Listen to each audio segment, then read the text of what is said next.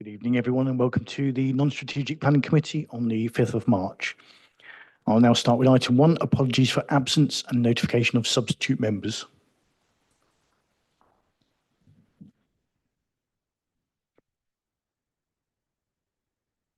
Thank you, Chair. We have apologies from Councillor Carley, Councillor Tarbin, and we have apologies from Councillor,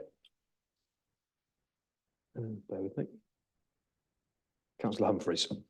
We have Councillor Furman in attendance as a substitute, and we have Councillor Harris in attendance as a substitute for the Liberal Democrats. Thank you, Chair. Thank you. Item 2, declarations of interest. Do members of the committee have any declarations of interest in any of the items under consideration at the meeting? No? Okay. Item 3, minutes. Do we confirm the minutes of the meeting of the committee held on the 19th of February as a correct record? Yes. Okay.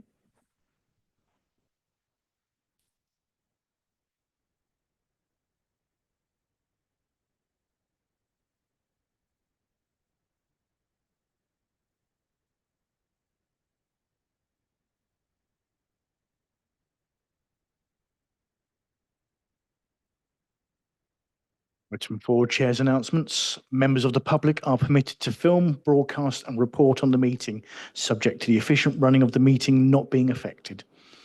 Only those people who have registered in line with the committee's speaking procedure may address the committee. Members of the public are requested not to call out during the committee's discussion on any item. Anybody who repeatedly disrupts the meeting may be asked to leave. All speakers will have 5 minutes in which to make their statement, except where chair's discretion has been applied, and are asked to remain seated after they have addressed the committee to answer any questions the committee may have. The meeting is being webcast on the Council's corporate YouTube channel. Therefore, when speaking, please speak clearly and concisely into your microphone.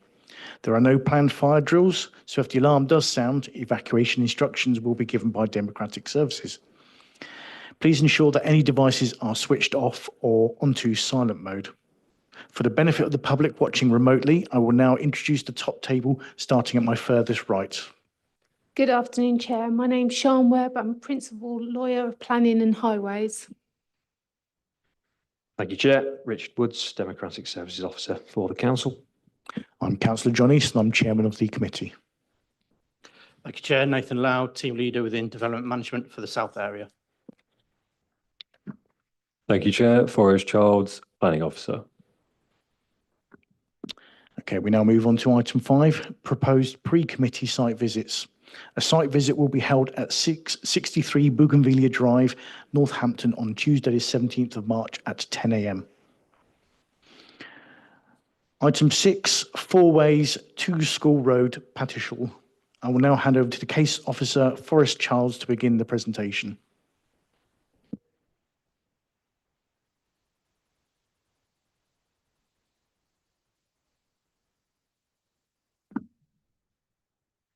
Thank you, Chair. So the application seeks full planning permission for a single self-built dwelling on land forming part of the garden of 2 School Road, Patishall. The site lies within the settlement confines of Patishall to the southwest of the junction where School Road meets Butchers Lane. To the west of the site is the boundary of the Willows, and to the south is existing garden space connected with 2 School Road. To the east of the site is the proposed access to School Road.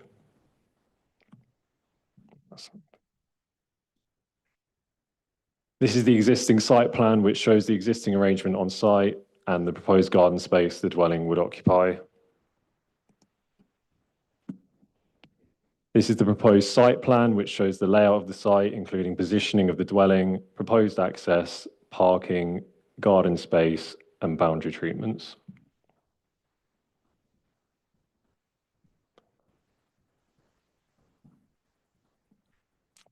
As mentioned in the officer report, there has been a previous approval on this site in September 2021 for the replacement of 1 dwelling and the construction of 1 new dwelling on site.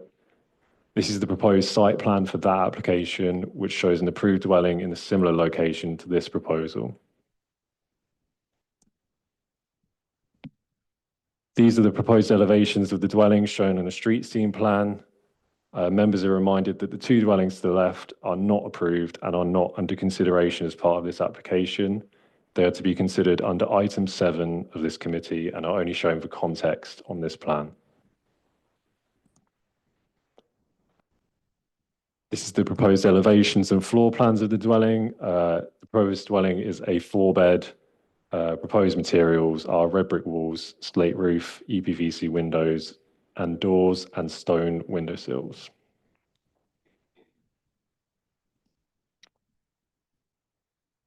This is the proposed parking plan for the dwelling, which shows parking, turning, and access. Attached here are site photos. To the left, looking down School Road to where the access would be positioned, and to the right, looking along Butchers Lane to the northern boundary of the site. To the left again, down School Road to the junction with Butchers Lane. In the middle, looking southwards, down Church Street to the junction with School Road. And the same again on the right, looking towards the application site's northern and eastern boundaries. And here is the view showing the southern and eastern sides of the application site. To the right, the zebra crossing, and to the left, the informal crossing point. Thank you, Chair. Thank you. Do any members of the committee have any questions for the planning officer? Councillor Ware. Thank you, Chair. Can I jump forward to the conditions that the report recommends? Yep. There's a couple of things that I would welcome just clarification on. Condition 4 talks about contamination not previously identified. Yeah. Is there any reason why you think this site may be contaminated? I think this is more of a precautionary condition suggested by environmental health in case they do find any contamination on site, rather than predicting that there will be contamination on site. Okay, my second question is just, can you clarify that condition 6? If I'm reading this correctly, that means you're expecting a condition for no further permitted development rights. Yeah, PD rights would be removed for classes A to D, so things like extensions, outbuildings, and roof additions. Thanks, Forrest. Thank you. Any further questions from the committee? Councillor Breeze. Thank you, Chair. I know we're not considering item 7, but there are going to be 3 new dwellings in proximity.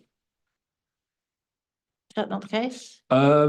There's this application for 1, and there then- is the separate application for 2. Yeah, that's right. Which isn't approved. So at this time, we would only be considering the 1. No, but what I want, I realise that. Yeah. But there are going to be 3 new dwellings, and I just want to know before we proceed with this one, are the dwellings all remarkably similar or all remarkably different? All 3 proposed across the across the 2 are similar in appearance. They're Yes. similar, okay. Okay, thank you. Councillor Harrison. Yes, just one, if I may. In the report 7.9, you make reference to the inability of the council to now demonstrate a 5-year land supply. Can you comment on what weight that gives to this decision? I mean, my understanding is it's a fairly significant issue to be suggesting we're in, but could you comment on this particular issue, you know, what weight that gives or how that might impact this decision? Are you happy with me to take that? It would be afforded limited weight in this occasion because it is only 1 dwelling. I mean, obviously we can't show the housing land supplies as mentioned in the report, but this would only contribute 1 dwelling ultimately to that. So it's limited weight. Would you agree? I'd probably say more than limited, but obviously we've got to recognise that it is only 1 dwelling. But in this case, because the tilted balance is engaged, what that means is obviously our policies, which we rely on in terms of housing delivery, are are out of date, and therefore the presumption in favour of sustainable development applies, and we should only be refusing applications for new houses if we consider there's an adverse impact. Any further questions? Councillor McMurtry.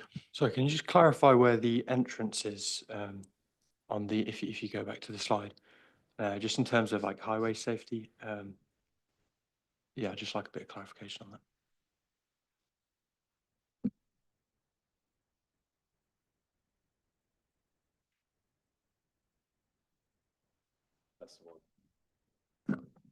Yeah, so on this plan, just to the right of the dwelling there, that's where the proposed new access would be.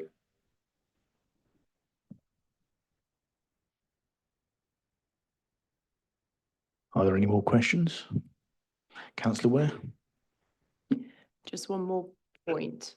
In your report, South Northants Policy Part 2, at section 7.6, talks about not overdeveloping back gardens as part of that particular policy. I'm taking it from your report that you don't think that particular plot would be overdeveloped from that. I'm thinking specifically about a garden perspective for that. No, that's correct. Okay, thanks. Any more questions? No. Okay. We now move on to public speaking in the following order. Graham Turland, a local resident.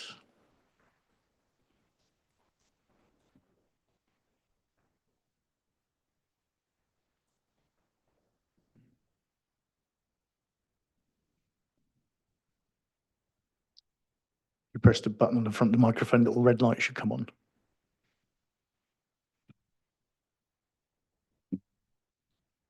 Good evening, Chair and members of the committee. My name is Graham Turland and I live at Willows, Butchers Lane, Pattishall, immediately adjacent to the planning application site.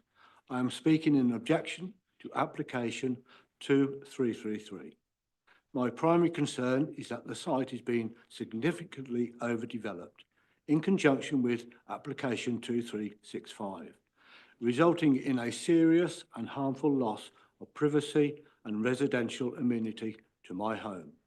Currently within the whole site, the existing small bungalow has just 3 windows facing my property and garden. Under these 2 proposals, instead of 1 modest bungalow, the site would contain 3 detached 4-bedroom houses. Collectively, these would introduce approximately a mix of 15 windows and doors overlooking my property and the front aspect of my home. All major living rooms and garden areas face west towards Willows. This is not a minor change, it is a fundamental and harmful alteration of the relationship between our properties. When my own house was built, careful planning consideration was clearly given to neighbouring amenity. The design limited openings to protect privacy, with only 1 window and a door on one side and just 2 windows on the other. That thoughtful approach respected neighbouring properties and maintained a reasonable level of privacy and separation. What is now being proposed does not follow that same principle. This is not simply about the number of houses, it is about cumulative impact of massing, positioning, windows and doors and placements. A mix of 15 windows, including doors facing west towards my property, would create a level of overlooking that is excessive and materially harmful. Even if separation distances technically meet minimum standards, members must consider whether the overall relationship remains acceptable in the real world living. The planning proposal directly impacts Willows due to the proximity to the boundary, with a complete lack of distance affording to other neighbouring properties. The proposal would introduce an increased reality of being overlooked, loss of privacy to my property and front garden, an enclosed and urbanised feel, a significant change to the character of this immediate setting, a level of intersection that the site was not originally designed to accommodate. In my view, this constitutes overdevelopment of a plot. Good planning is about balance and protecting residential amenity. In this case, that balance and protection has not been achieved. The proposal fails to respect the established pattern of development and would result in demonstrable harm to neighbouring amenity, specifically loss of privacy through exercising overlooking. For those reasons, I respectfully ask the committee to consider the cumulative impact and refuse this application, deferring any decision until such time as members have visited the site. Thank you for your time, Chair and members of the committee. Thank you. Are there any questions from the committee for the speaker?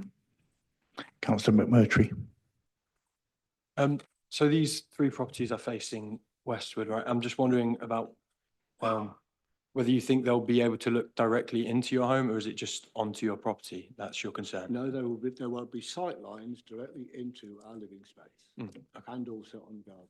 Okay, with where your windows currently are on the Yes. west. Okay. Councillor Cartwright. Thank you, Chair. Sorry, which one's your property? Is it the one not on School Lane? Is it the one behind? If you're going down Butcher's Lane, my Yep. property is on the right-hand side, which is adjacent to the site that's got the applications on it. Yes, the Willows. Yeah. Thank you. Thank you. Any further questions for the speaker? No, thank you very much. Thank you. We now have Andrew Jordan, who is another local resident.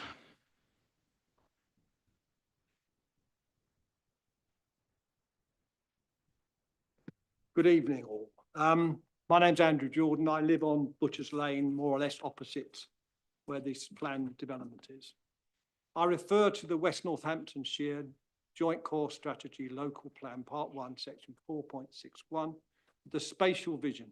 The vision is, and I quote, to embrace new development and the benefits it can bring for regeneration, whilst retaining and improving what is good about the area. It goes on to state our rural areas will support a network of vibrant rural communities. Villages will retain their local distinctiveness and character. I also refer to policy GS4 of the South Northamptonshire Part 2 Local Plan 2011 to 2029, which states that development proposals of residential garden land will not normally be permitted unless the development scheme can demonstrate it will not adversely affect the character of that part of the settlement and will not adversely affect the amenities of neighbouring residential properties. This planning application fails to comply with the spirit or the letter of this guidance in terms of protecting and retaining the character of our village. It will in fact do the exact opposite, and therefore I believe that permission should not be granted. The application includes a planning statement prepared by Hammond Town Planning, reference HTP 457, March 2025.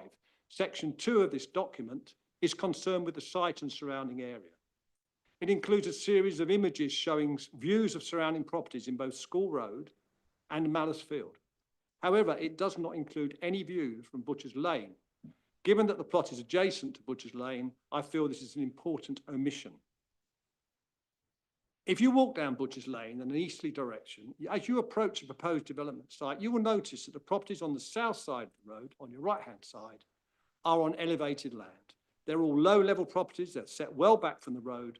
The properties on your left are on lower land and are all full-height houses, also set back from the road. The overall effect is one of balance, with neither side dominating the scene. As you reach the crossroads, you'll notice that the proposed site is on your right-hand side and on the most elevated land in the vicinity of the crossroads. The existing bungalow, set for demolition, is the most elevated property in this vicinity. However, it doesn't dominate the scene because it's a bungalow. The crossroads is an important feature with stone walls and open green aspect and an adjacent field. It marks the entry into the old part of the village, and surrounding dwellings are set back from the junction with the exception of the historic Bell Cottage and associated garage, which used to be the local blacksmith. The existing properties and their gardens sit well within the locality and contribute to the overall attractive nature of the immediate surroundings. The sense of equilibrium contributes greatly to the existing character. The proposed development, however, is for a large double-storey house right next to the crossroads. This is not in any way sympathetic to the existing character of this area, and if built, this dwelling would look out of place. It would substantially and detrimentally affect the character of the settlement, with 5-metre high walls and 8.6-metre ridge on top of the already elevated land. This house will present a significant visual shock. It will be overbearing and dominant and will negatively change the pleasing character of the immediate area in perpetuity. It seems that insufficient attention has been given to the negative visual impact that this development would have on the street scene. This is an area of low density housing, and this is due in no small part to the effectiveness and sensitivity of past planning control. I think the impact of this proposed development can only be appreciated by standing in Butchers Lane and viewing the site. A request was submitted to Democratic Services for the committee to visit the site so that you could get a sense of the existing character of the immediate area and appreciate the detrimental impact that would occur should this bill go ahead. Unfortunately, we were advised that there was no formal mechanism for a member of the public to trigger a site visit by the committee. I urge the committee to take a look for yourselves.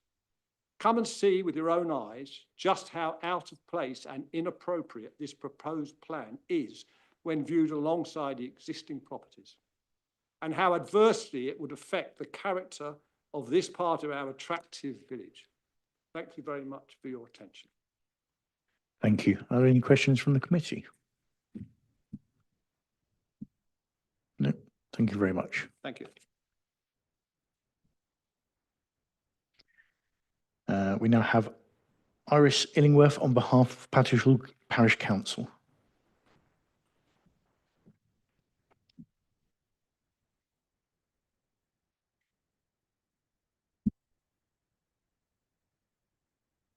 Good evening. Councillor Illingworth. Patishall Parish Council strongly object to the application for the following reasons. The plot of land is at the intersection of a busy junction of School Road with Butchers Lane with a stop sign on the School Road. According to the case officer's report, the proposed new driveway for this plot is only 17 metres from the junction and, more importantly, only 6 metres from the pedestrian Redway crossing point on School Road. Recent data from the speed indicator devices on Butchers Lane shows a total of just under 112,000 vehicles per month passing or turning at the crossroads. In both directions, the speed limit was exceeded on average by 85% of vehicles, an indication of the amount of traffic at this junction and its speed. The crossroads with a zebra crossing on Butchers Lane and a Redway crossing on School Road is well used by children and parents going daily to Patishall Primary School, the nursery, nearby childminding facilities. Traffic at the junction is also increased at school times, with many pupils transported from outside the area. The Redway crossing was installed by Northants County Council as part of the Safer Routes to School programme, encouraging pupils to walk to school. Pedestrians use the Redway crossing as there is no continuation of the pavement on the western side. The bus turns at this junction into School Road on its route to and from Northampton. Access to a garage, the village hall, the play area, the playing field is via School Road from this junction. The Parish Council feels strongly that the safety of the Redway crossing is important to the school, children and all pedestrians. This application has 3 parking spaces and an integral garage, allowing for 4 vehicles in total. In reality, these small parking spaces make it impractical for the average family car, van, or vehicle with a trailer to manoeuvre and drive forwards onto School Road. The LHA comment has been noted that the bays are slightly constrained in size. As there is a steep banking at the front of the plot and no paved area, any delivery vehicles and visiting cars will have to park on the road, which is busy, sloping, and more importantly, only 6 metres from the Redway crossing. The retained hedging on the corner of the plot does obscure the vision splay line to Butchers Lane.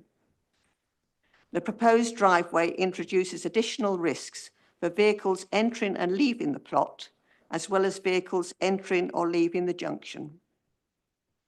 This application has to be viewed with planning application for plots B and C, which have 2 further driveways south of plot A. Pattishall Parish Council supported the previous 2021 approval for 2 houses on the overall plot. It is clear, therefore, that dividing the plot into 2 applications with 3 driveways within 36 metres of a busy junction lacks the understanding of the highways issue. These 2 applications represent a significant overdevelopment of the total plot, with resulting road and pedestrian safety issues. It is noted that the local highways authority raised no objections to this application, but we urge them to visit the site and reconsider these significant risks. Under paragraph 116 of the National Planning Policy Framework, the Parish Council believes that this application is unacceptable on highway safety. Thank you. Thank you. Are there any questions from the committee? Councillor Ware. Thank you, Councillor. Could you just confirm the number of traffic movements that you had in a month? I wrote down 112,000. Can you just confirm? 112,000 vehicles per month. Per month, thank you. Any further questions? Oh, Councillor Harris. Yeah, thank you. Hello, Councillor. Just one quick question. You made no objections to the original application for the 2 dwellings. Is that because it was over that entire space? Yes, the Parish Council did not object to the application for 2 buildings over the entire plot. And did you have at that time access details in terms of what routes were going to be to go into those 2 dwellings? So you were aware of what access they would take? Yes, I think the access was still originally the, I can't quite remember now, but I think one of them was still to use the original access right at the top of the plots, towards the top of the plot. Thank you. Any further questions? No. Okay, thank you very much. Thank you.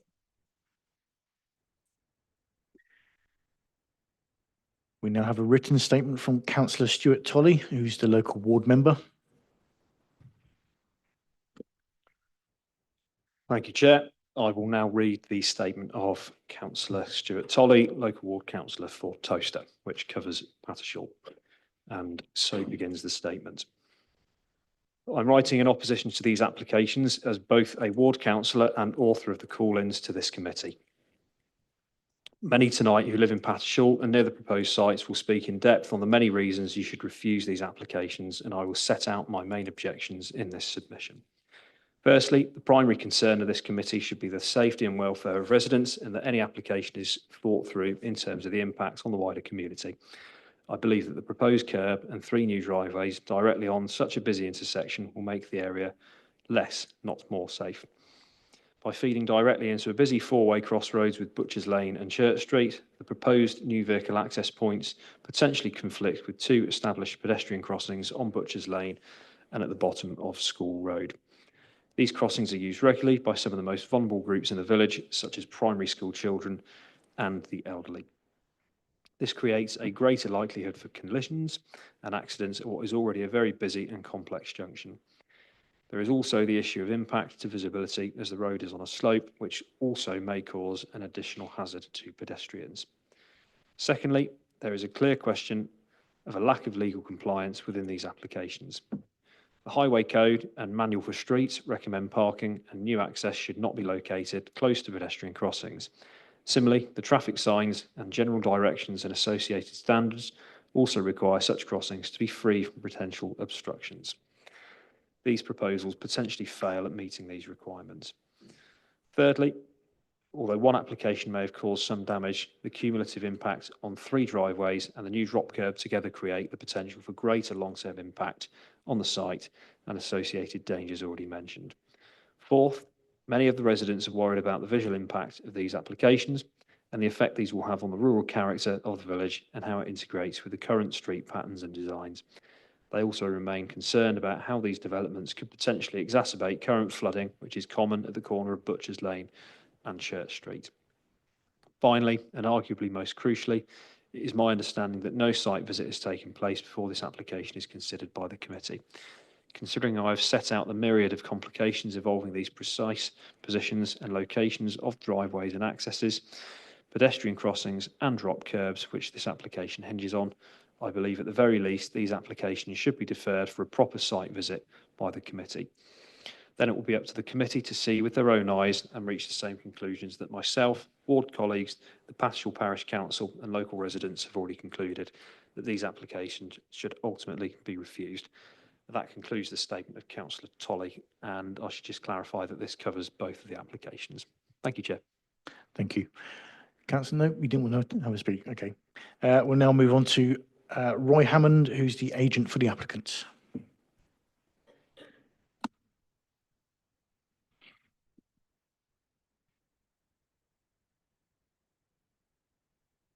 Good evening, Chair and Councillors. I'm Roy Hammond, Hammond Town Planning. I speak on behalf of the applicant, Mr. Solomon. Thank you for allowing me the opportunity to speak. I've read the officer's report, which is thorough and carefully considers all the issues, and I note the recommendation for approval, which is welcomed. The objections by the local community, including the Parish Council and the Ward Councillor, are respectfully acknowledged.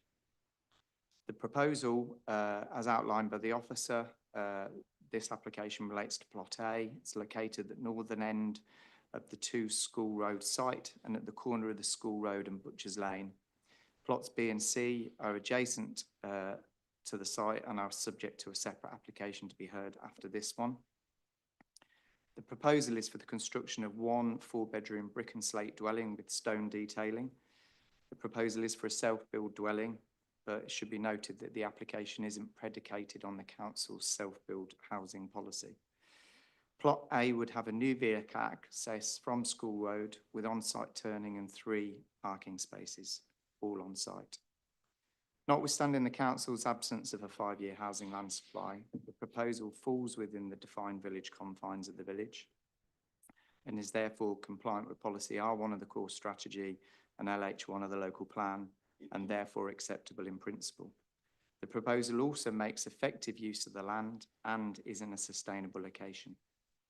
The officer highlights the previous permission for 2 dwellings on the site, which has previously established the principle of residential development on the site.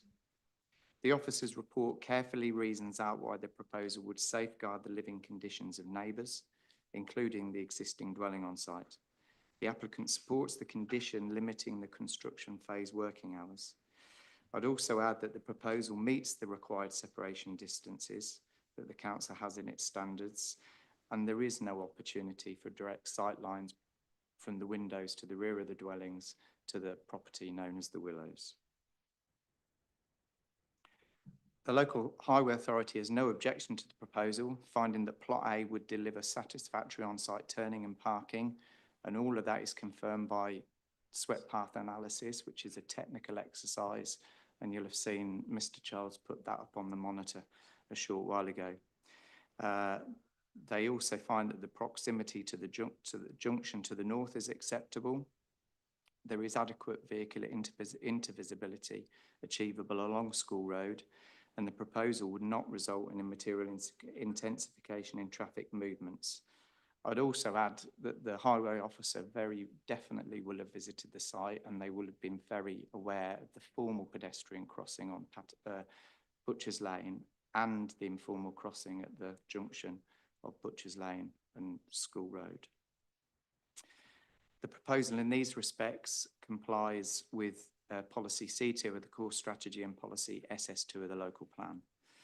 With regard to design and character impact, School Road has a varied residential character, mostly comprising detached dwellings. There is no uniformity in scale or architectural style, and variation in roof forms, a mix of facing materials, but generally acknowledged as being brick and tile, which is generally what's proposed in the application. The floor level of the dwelling follows the natural sloping topography down to the Butchers Lane boundary and would not dominate the view from that direction. I've been to the site several times, and that is my firm view. The floor, the proposal, and there is an adequate setback from that Butchers Lane frontage, and all of that is assisted by the retention of the existing vegetation on the boundaries. The proposal therefore delivers good design quality, responding positively to the varied character present in the locality, and it therefore meets policy SS2 of the local plan. The proposal would not give rise to unacceptable impact on protected species and would deliver biodiversity enhancement through a suite of on-site measures. The proposal therefore complies with policy BN2 of the core strategy and NE3, NE4 and NE5 of the local plan. It is important to note the proposal as a self-build dwelling does not trigger mandatory BNG, and that is advised in informative 6 in the officer's report.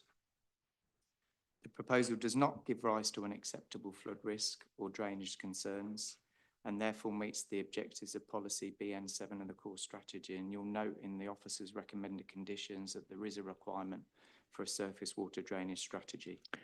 Please conclude your statements. Thank you. Okay, the officer highlights the council is unable to demonstrate the 5-year housing land supply. Paragraph 11 of the MPPF is therefore engaged, known as the tilted balance. And in my opinion, the adverse impacts of the proposal are significantly outweighed by the benefits of the proposal. Thank you for your time. Thank you. Are there any questions from the committee? Councillor Ware. Thank you, Mr. Hammond. Just so I'm clear, these two applications coming in together, the whole footprint of that plot of land is number 2. So the first application is in the garden and the second application is around the siting of the bungalow. That's correct. Thank you. So the application that was granted in 2021 was for 2 properties on the whole of that footprint that constitutes number 2. That's correct too. Thank you very much. Councillor Breeze. Thank you, Mr. Hammond. You made the statement that this is a property of good design quality. Having a look at the plans, can you tell me what in it makes it a good design of quality? Well, it's a subjective view, Yeah. but I've been doing this job an awfully long time. There is nothing within that design, the overall appearance of the house, its scale, its detailing, its symmetry, the solid void relationship of the fenestration, so the window and door arrangements. When you take all of those elements as a whole, the sum of those parts, in my opinion, amounts to good quality design. Right. Can you show me anything in it that's got any local vernacular, anything that might say this is a house that sits in a lovely village in rural South Northamptonshire? I think it's important, if I can come back with a slightly different response to the one you're expecting. I think it's important to note that you've got a significant variation in character along School Road, which doesn't set any particular rhythm or unified style. And that provides greater visual capacity for change, not that I believe what's proposed is a significant departure from the overall character of School Road. I have been on up and down School Road and had a look at the variation in styles, but I'm interested in your view of why you consider this to be of good design quality. I believe I've given you the answer. Thank you. Any further questions? Councillor Frost. Thank you, Chair. A couple of things. First of all, your clients are property developers, isn't he? Is that right? Based in Moulton. I've never asked Tommy that question. I think, yeah, his company is called Guy Property Developments Limited. But my question is around some of the objections that we listened to earlier. To what extent have you engaged, you or your client and your client engaged with the local community? And were these objections sort of put to you? And if so, how did you sort of deal with them? Have you engaged with the community? Is what I'm asking.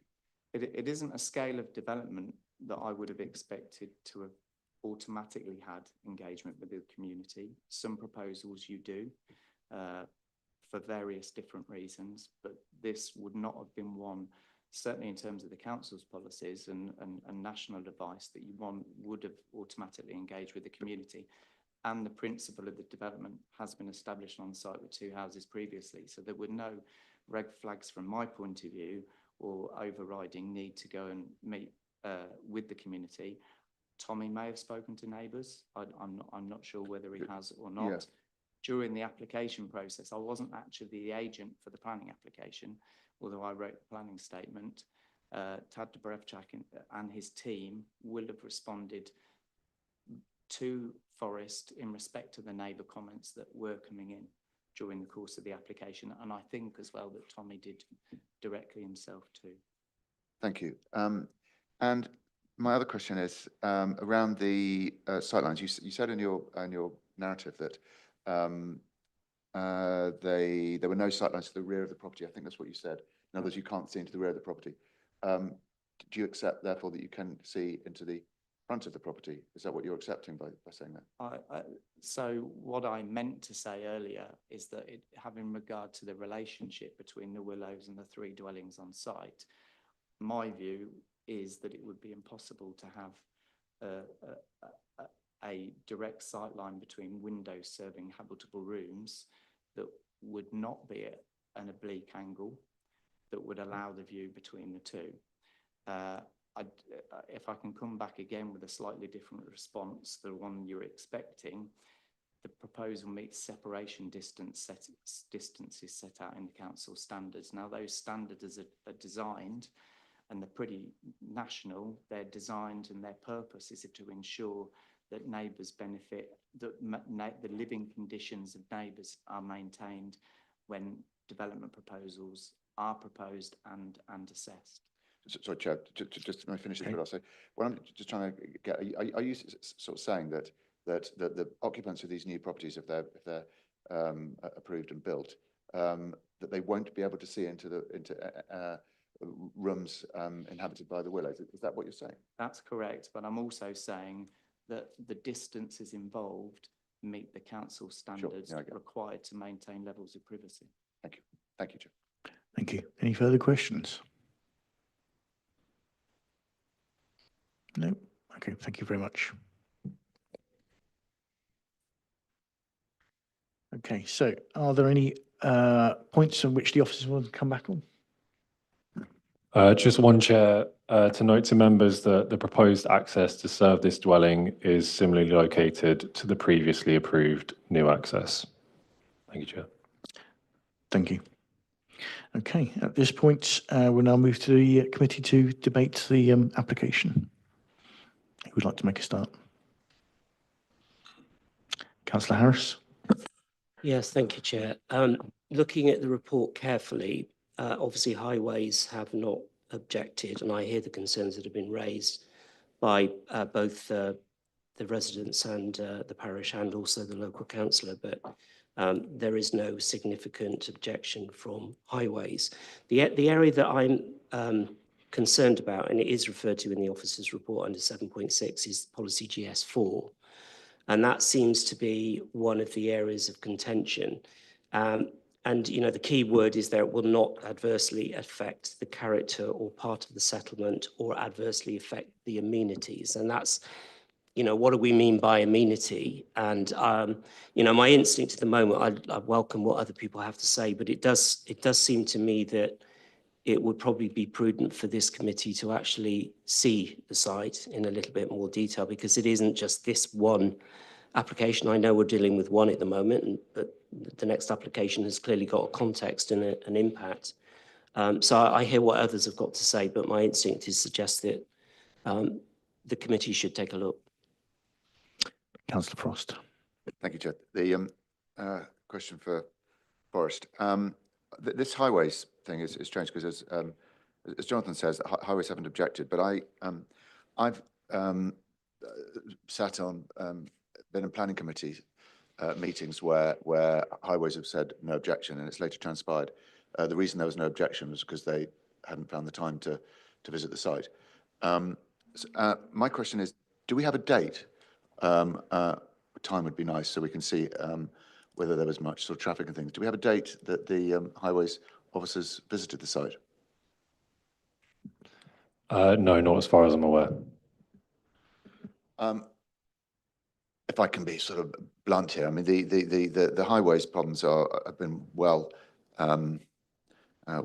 explained. Based on my previous experience, I'm afraid to say I can't be certain that highways have visited, and if you can't provide a date, in light of these highways problems, that would be my concern. Through you, Chair, I mean, if they had visited, then they would have seen some of these highways problems, I would suggest. If you want to respond, yep. Thank you, Chair. Just for clarity, as we've done with other applications in the past, if this committee did wish to undertake a site visit, then we can request the attendance of a highways officer at the site visit, as has been done with similar applications.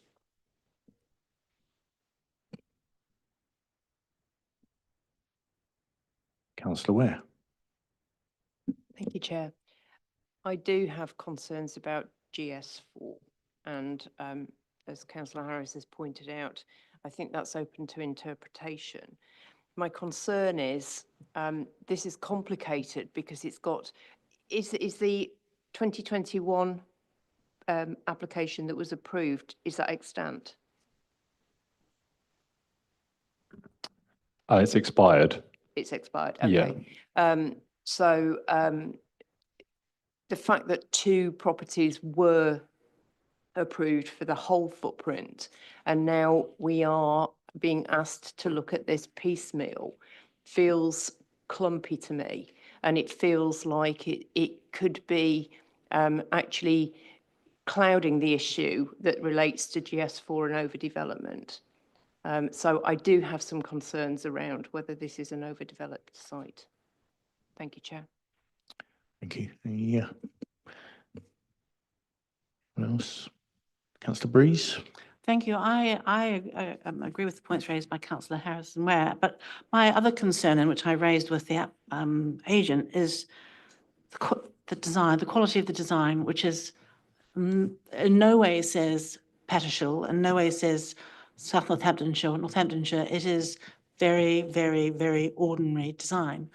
And I've been trawling through the South Northampton local plan because I'm sure there's references in there to design, quality of design, and certainly in the NPPF, it emphasises, and the new NPPF, I believe also emphasises quality of design. And my question about the 2 other properties and this property, they're all very, very similar, and there is nothing aesthetically pleasing or interesting in any of the in this dwelling before us. I'll just stay with this dwelling before us. It's an opportunity to improve the site, but if you could, can you bring up the for us? Can you bring up the elevations?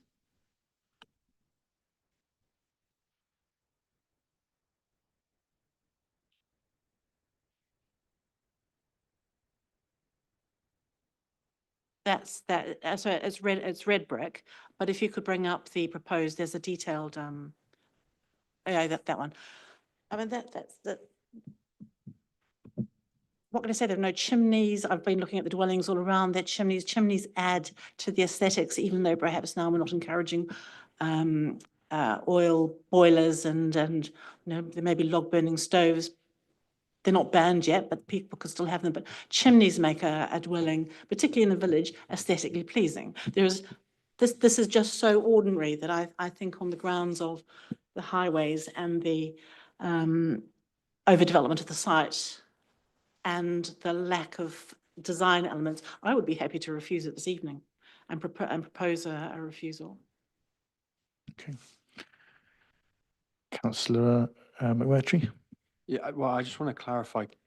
I know we're sort of, when you're talking about overdevelopment, my understanding is that we have to consider this one by itself, and therefore, you know, if you're making the argument of it's overdevelopment, does that still hold up when this application is only one house? So I just worry about the, you know, in terms of legality, if that decision would hold at appeal. Yep. Through you, Chair. Yep, certainly. It is only one application. I hope everyone can hear me, sorry. I think it is only one application, and there is a precedent of 2 over both of those sites. You have to consider the application that is before you, and the application before you is for a single dwelling on, sorry, Forrest, the red line of the application site. Thank you.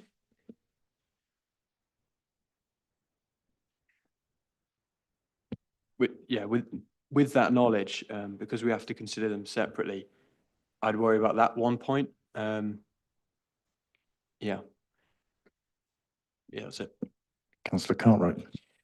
Thank you, Chair. Yeah, again, with the removal of the permitted development rates afterwards, I think that takes away the overdevelopment on that particular site, which is the one we're actually looking at now.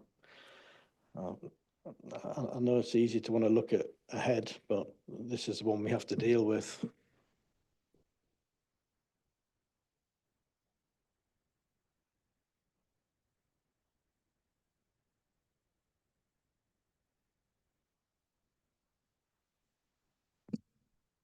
Councillor Breeze. I'm happy to concoct a proposal for refusal, because for the one site, because I still have, you know, my concerns about the design and the highways aspect.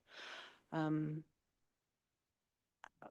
accept Councillor McMurtry's point about overdevelopment, but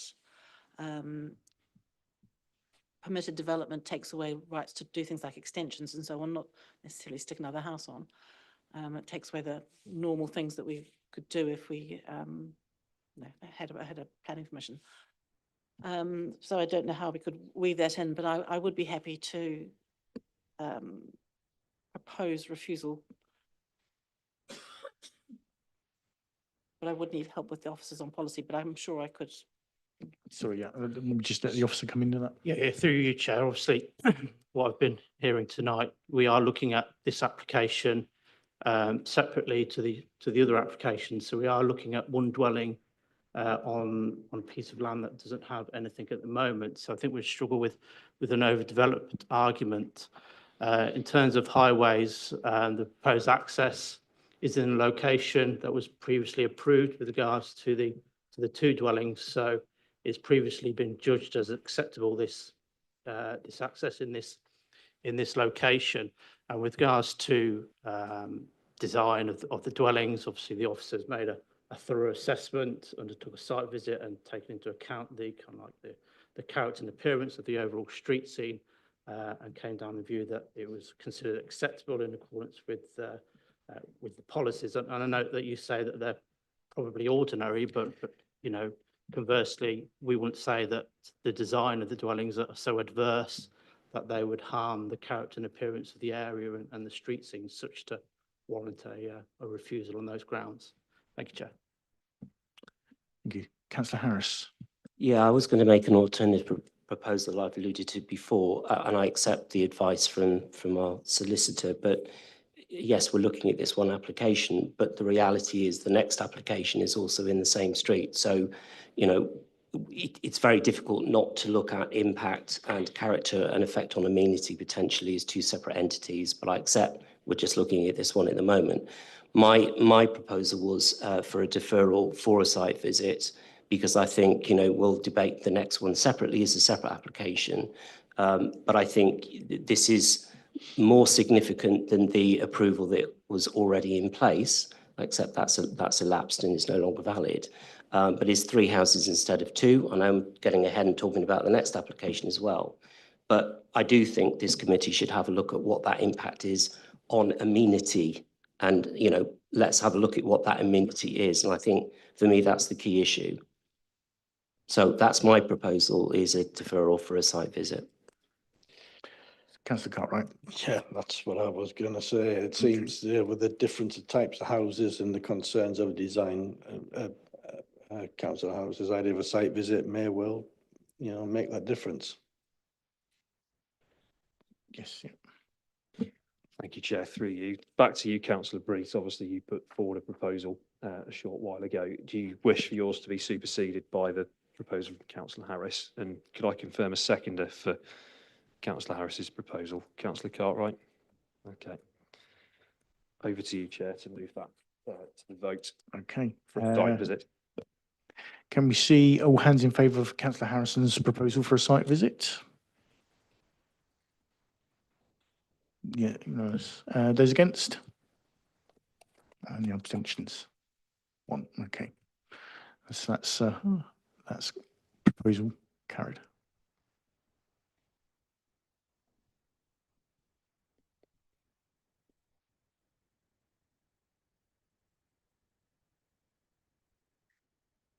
We now move on to item 7, 4 Ways to School Road, Pashashall. I will now hand over to the case officer, Forrest Charles, to begin the presentation. Thank you, Chair. So this is item 7, which is seeking full planning permission for 2 self-built dwellings on land forming part of 2 School Road, Pattershall. The site lies within the settlement confines of Pattershall to the southwest of the junction where School Road meets Butchers Lane. The application site currently includes the existing dwelling known as 2 School Road and associated garden area. The existing dwelling is a single-storey dwelling with a detached garage. To the west of the site is the boundary with the Willows, and to the south of the boundary with 4 School Road.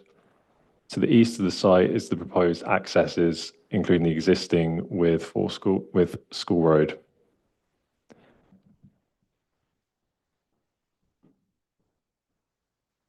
The existing site plan, which shows existing arrangement on site, the proposed dwelling to be replaced, and the space the 2 dwellings would occupy. Here's a proposed site plan for the 2 dwellings, which shows layout of the site, including positioning of the dwellings, proposed access, parking, garden space, and boundary treatments.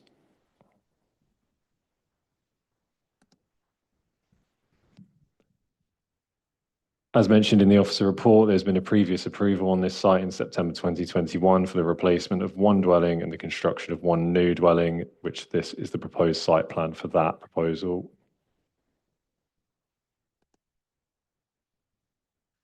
This is the proposed elevations of the dwelling shown in the street scene plan. Members are reminded that the 1 dwelling to the right is not under consideration as part of this application and is only shown for context. This is the proposed elevations and floor plans of the dwelling to the north of the site, which is a 4-bed.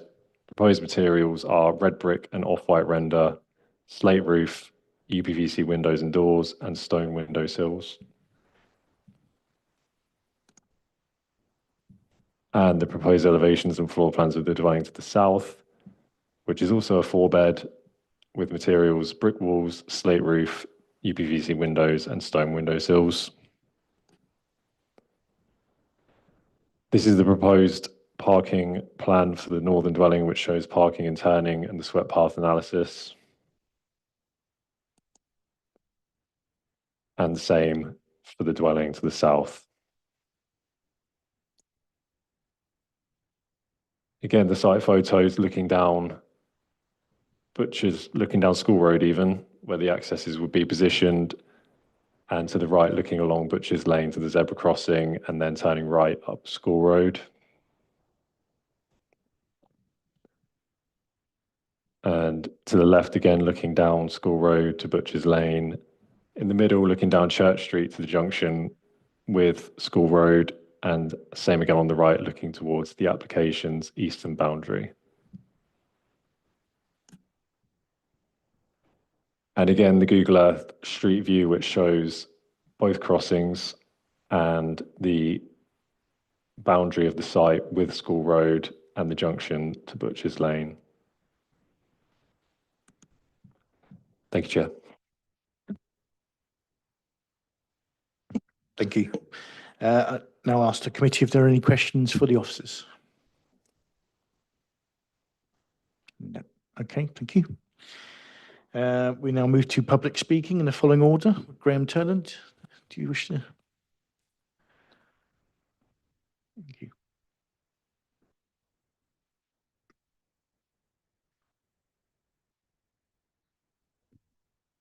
Thank you, Chair, and members of the committee.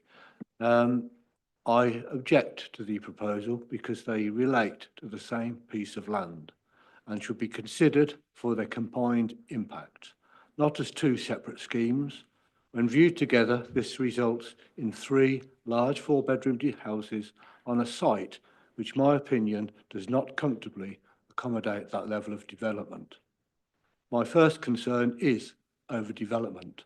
The combined layout appears constrained and driven by maximising the number of dwellings rather than respecting and reflecting the spacing and pattern of the surrounding homes. The scale and positioning of 3 substantial houses on this plot would create a cramped form of development that is not in keeping with the character of the area. My second and most significant concern is loss of privacy and overlooking. All of the proposed houses from the west elevation would directly face towards my home at the front of my property. This creates multiple lines of sight into private living spaces and garden. At present, the site provides openness and separation. Replacing that with 3 2-storey houses close to the boundary would fundamentally change that relationship and lead to a clear loss of residential amenity. Importantly, the level of impact comes from all 3 houses together, not from each considered individually. I am also concerned about the piecemeal nature of the application. Assessing them separately risks understating the true impact of the overall development on neighbouring properties. Good planning practice requires that developments are assessed based on their true combined impact, particularly where layout, scale, and neighbourhood relationship are concerned. I fear that approving one application could create the precedent that makes it difficult to resist the other, even though the overall effect of all 3 houses together may be unacceptable. Finally, there is the issue of layout quality. The orientation of the proposed houses do not appear to sufficiently respect neighbouring properties along Butchers Lane. The planning application do not appear to follow existing build lines and as such fails to reflect the local character, scale and proportions. It fails to contribute positively to the current street scene and create visual harm and dominance. In summary, when considered together, these applications represent overdevelopment and would result in unacceptable overlooking and loss of privacy for neighbouring residents. Again, I respectfully ask the committee to consider cumulative impact and refuse the applications, deferring any decision until such time one of the members has visited the site. Thank you, Chair, and thank you for the members of the committee. Thank you. Are there any questions from the committee? No. Okay, thank you very much. We now have Andrew Jordan, who's a local resident.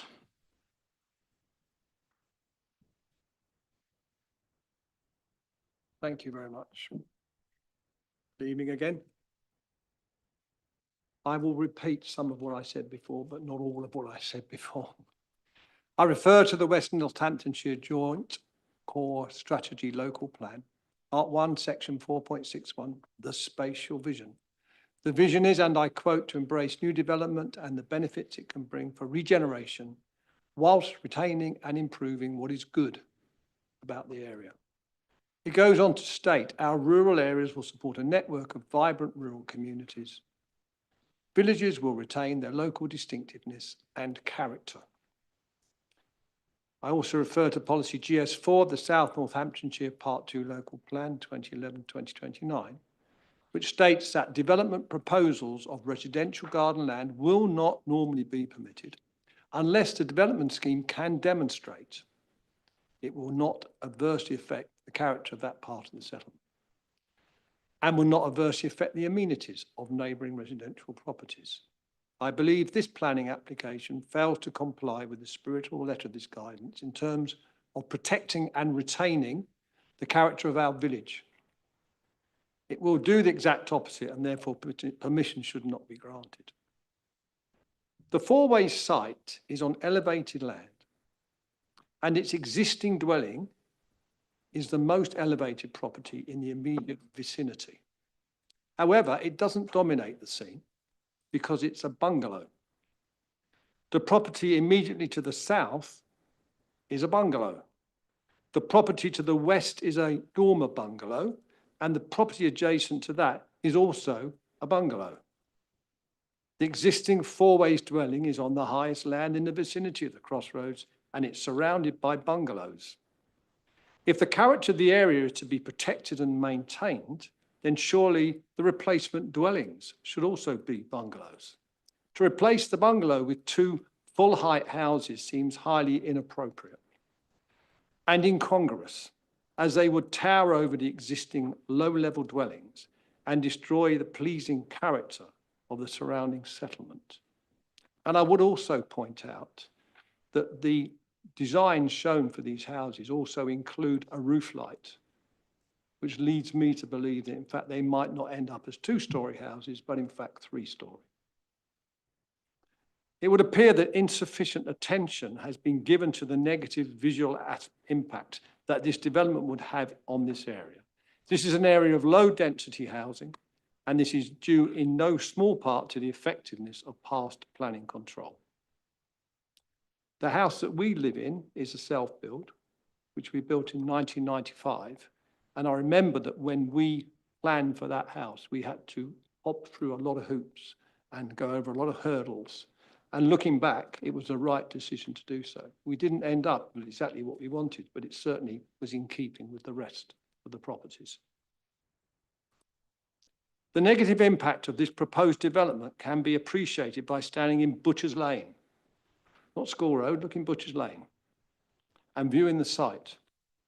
I urge the committee to take a look for yourselves, to see how insensitive, out of place and inappropriate this proposed plan is when viewed alongside existing properties, and how adversely it would affect the pleasing character of this area.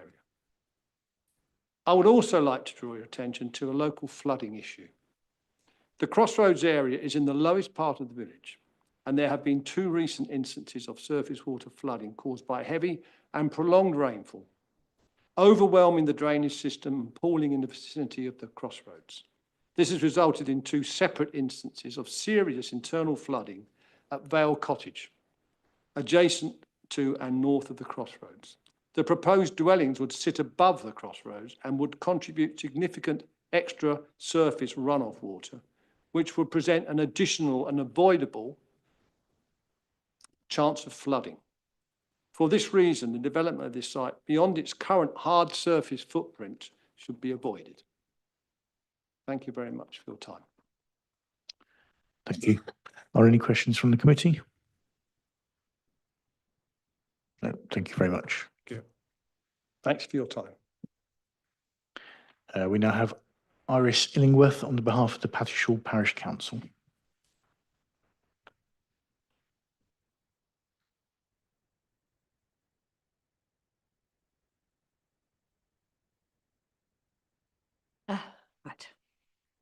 Councillor Illingworth.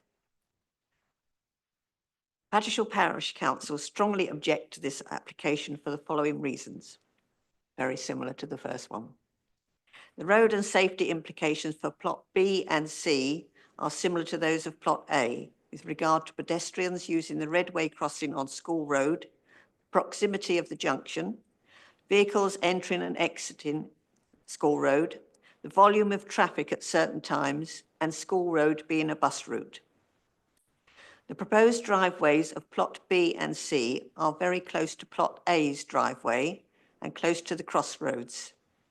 The application has to be taken with reference to the application 2333. The data from the speed indicator devices, as previously said, installed on Butchers Lane have already shown infringements of the 30-mile-an-hour limit by vehicles approaching the junction. Any vehicles and pedestrians have to be acutely aware of the traffic at this point. 3 new entrances so close together add to the concern of the highway safety of School Road and the junction.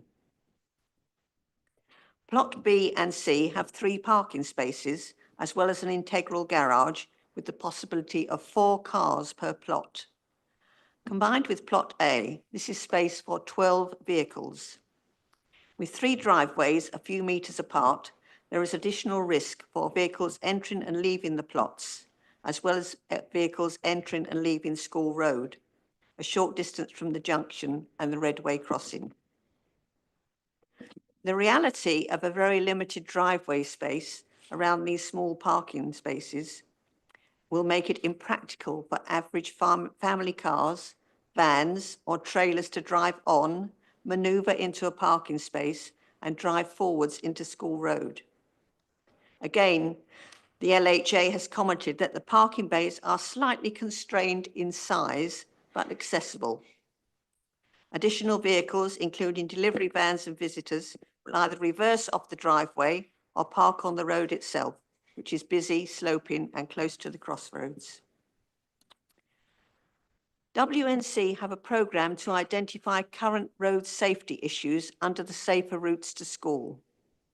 If the parish council, at the request of the school and residents, apply to the scheme to have the Redway crossing upgraded to a zebra crossing, it would need to be between 5 and 20 metres from the junction and would impact driveways plots B and C, as well as plot A.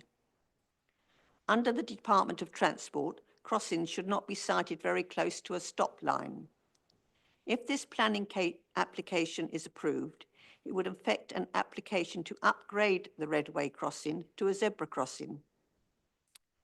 Within West Northants local plan, Pattishall has an allocation of 69 houses, leading to a potential increase of more pedestrians using the Redway crossing, especially school children.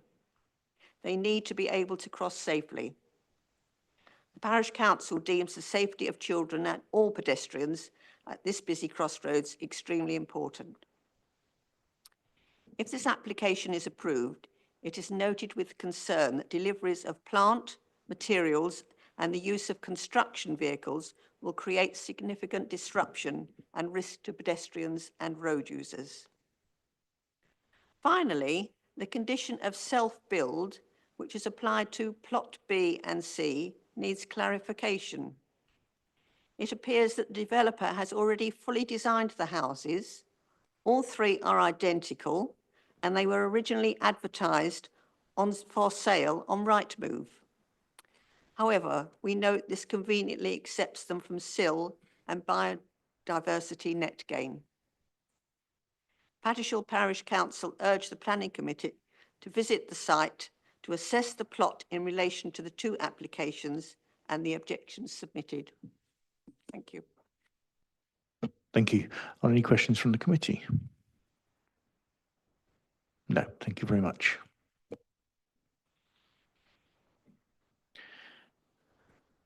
Councillor Little, did you want to? No, okay. We now have Roy Hammond, who's the agent for the applicants.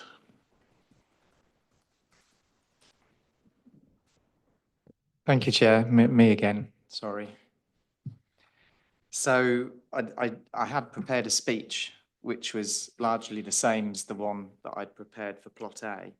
I don't intend to read through all of that again, but just to pick up on a few points of the speakers and perhaps the councillors. So there's been a lot of talk about over development to the site, and what is clear to me when you've shown the layout of the previous permission on the site, if you look at that layout, the actual site coverage is very similar to what is proposed in this application. You know, those 2 units filled nearly the whole of that site on a north-south access. Also for me, there are none of the key indicators of a site that is being overdeveloped. And I know this doesn't, this is counter to what the local residents are telling you, but there is no impact on living conditions that you would normally attribute to an overdeveloped site. The layout itself is not contrived. It does follow the established pattern of development down School Road, which is absolutely the right thing to do. The design also is not contrived. There is good design quality there. And again, I would highlight, and it will become apparent when you do the site visit for Plot A, that there is significant variation in design, scale, form in that particular locality. There is also adequate space on site for the parking, and that is confirmed by the swept path analysis.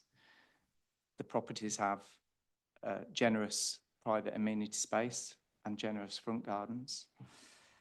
And there is adequate separation between the dwellings themselves. When you look at that cross section or the street view from School Road, those dwellings are not cheek by jowl with each other.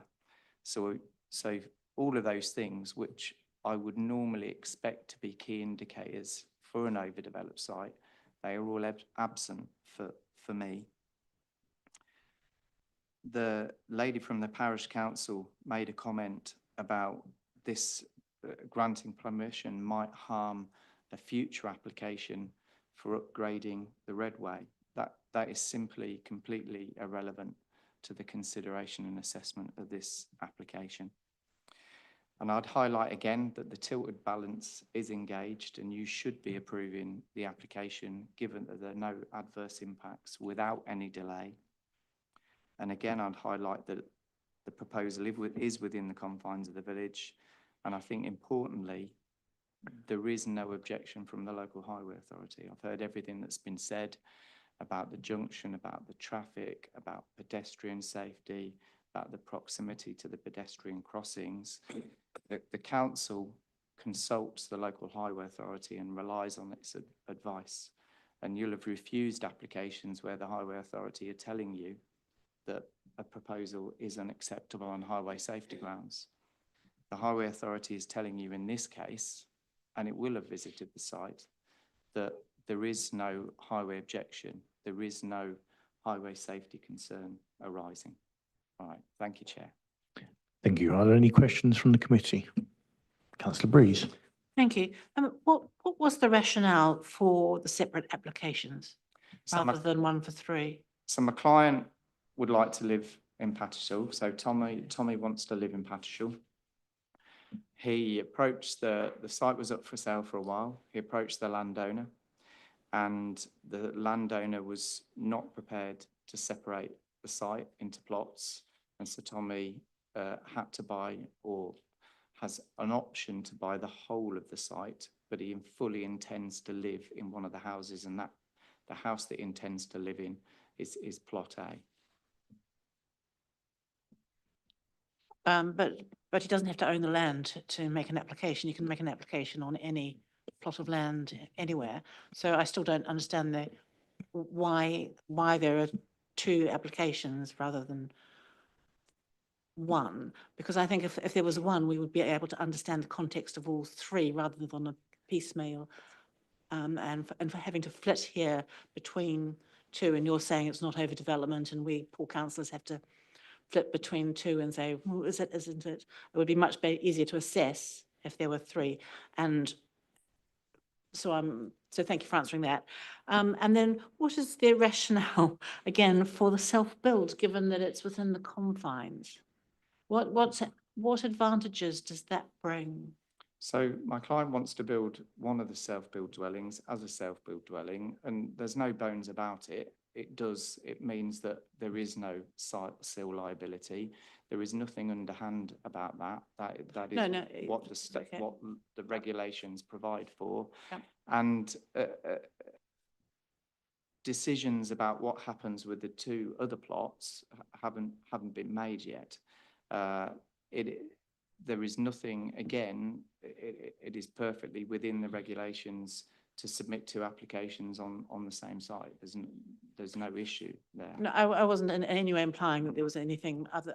I was just interested in the rationale because I'd have thought that a self-build usually reduces your market, but it's within the confines. So I'm a bit confused as to what the allocation actually brings them. And if I was to go and buy a plot anywhere and build a house, I don't think I would pay VAT. Still either if I was building a house. But officers can clarify that. But thank you. Thank you. Through you, Chair. Yep. I just wanted to, before we went on, the planning law says that if the agent's client or clients want to make 2 applications, 3 applications, whether they own the land, as long as they've done enough of the notifications for where they make applications where they're not the landowner, it's not a matter before us this evening of who's the application and how many applications they should or should not have made. We have to determine the applications that are before us, which this evening is 1 application for the single dwelling on, I'm going to call the School Road application, and the application that is before you now for the 2 dwellings, and whether you would need planning reasons to refuse this application, not how the applicant decided to make his applications. Councillor Frost. Thank you. Yeah, and no one's claiming that any laws have been broken here, but at the risk of labouring the point, I don't think we've had an answer to that question. I know it's not got grounds for refusal, but we're still entitled to know the answer here. Why were 2 applications made? I think you can't. The solicitor you employ is just giving you an answer that it isn't relevant to the consideration of the application. Chair, thank you. That may be the case, but I mean, I'd like to know, are you, is your position that you're just not prepared to answer the question? I don't see how it's relevant to your assessment of the application. So you are refusing. Thank you. Yep. The agent's under no obligation to provide any justification in answering that question. Thank you, Chair. Councillor Ware. Thank you, Chair. I said before, I've got concerns about these applications being viewed in isolation. I do note that the applicant is different for each. So there's a gentleman named for the first application that we've deferred, and the second application is a property developer. And I look to Sean for confirmation that I can ask this question. Is there any relationship between the applicant of the first and the second? May I ask that question, Sean? It's simply not relevant to the determination of the planning application. you. We're here to deal with the planning matters and planning reasons for, obviously, the application. Thank you for that clarification. I withdraw my question. Councillor Harris. Yes, I just want to make a couple of observations before I make a proposal. The local plan, South Northants local plan under 9.6.3 does specifically say the council is concerned to avoid piecemeal development, and it specifically refers to linking to GS4. A layout plan for the whole area which is potentially suitable for development will be required, even if the development is tended to take place in a number of phases. So notwithstanding the comments that have been made, I'm struggling to say you have to look at these 2 things independently. Of course, they're separate applications. I'm not disputing the reasons behind it. I actually don't particularly have any major concerns with regards to some of the highways comments that have been made. I think we have to take the advice that the Highways Authority have provided to us. I actually also don't particularly have any concerns about the parking issues. That's quite a luxury these days to have properties that have got that number of parking spaces, so they're not my concerns. My concern still remains around GS4, which is the effect of the character of that particular part of the village and the effect on the amenities. So for that reason, again, I would suggest that we defer and we have a site visit and combine them at the same time.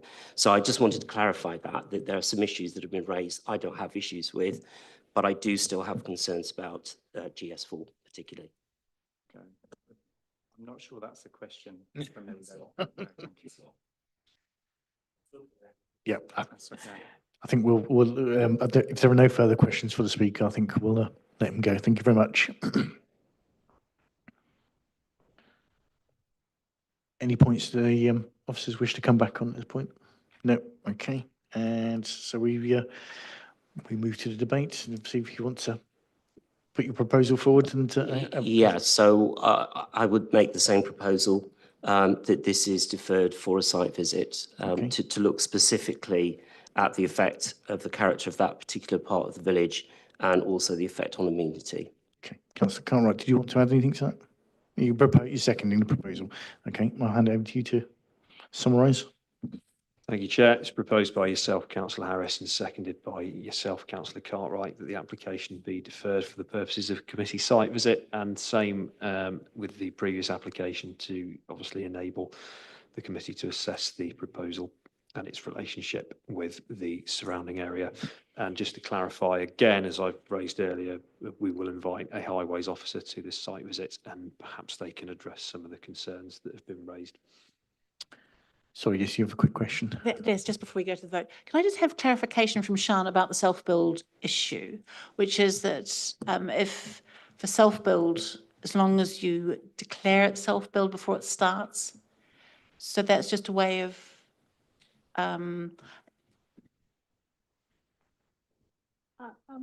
sorry, I'm going to have to ask the planners because the self-build, if the self-build, this is the application before you, and if the application before you is for self-build and the repercussions of a self-build is that there's no SIL and no BNG, we have policy that enables a self-build to, my understanding is that our policy says that if you are granted planning permission for a self-build, we cannot recover BNG and SIL, and this is the application before you. Yeah. So it would be whether you can't really say we don't think it's a self-build without material planning decisions. Unless I'm mistaken you. I'm only seeking clarification of my own understanding of why you would want 3 self-builds within a village confines when the self-build, as I understand it, particularly South Northants, is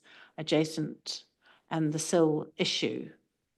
So it's in the wider context of why you would have 3 self-builds within the confines.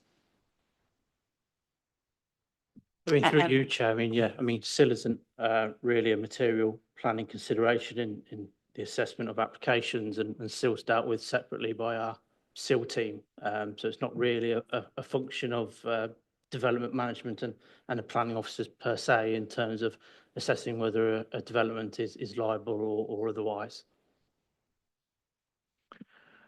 Okay, we'll now move to the proposal from Councillor Harris. Can I see a show of hands in favour for the site visit?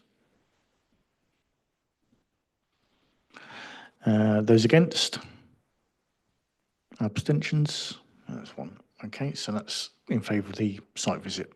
I think we'll take a 5-minute break at this point.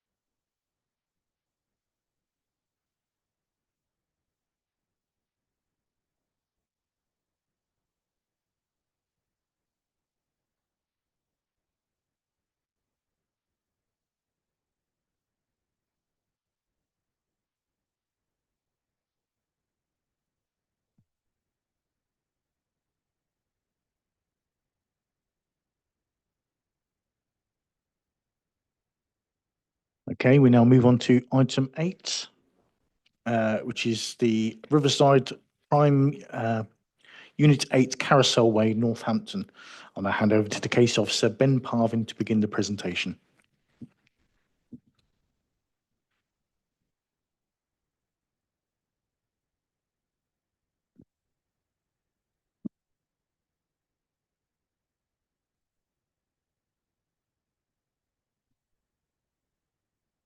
Thank you, Chair.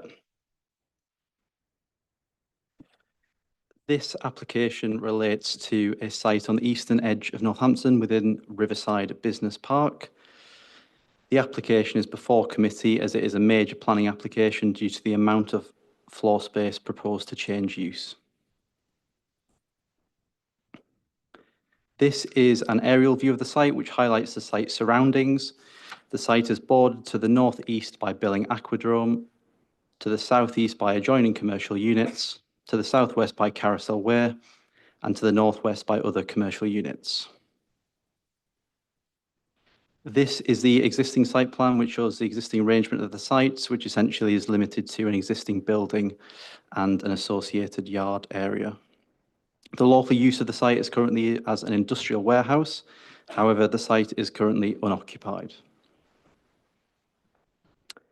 These are the existing floor plans of the existing building on the site. And these are the existing elevations of the existing building. Moving on to photos, this is a photo which shows the site entrance. Then we have 2 photos. The photo on the left shows a view of the site from the northwest, and the photo on the right shows a view of the site from the southwest.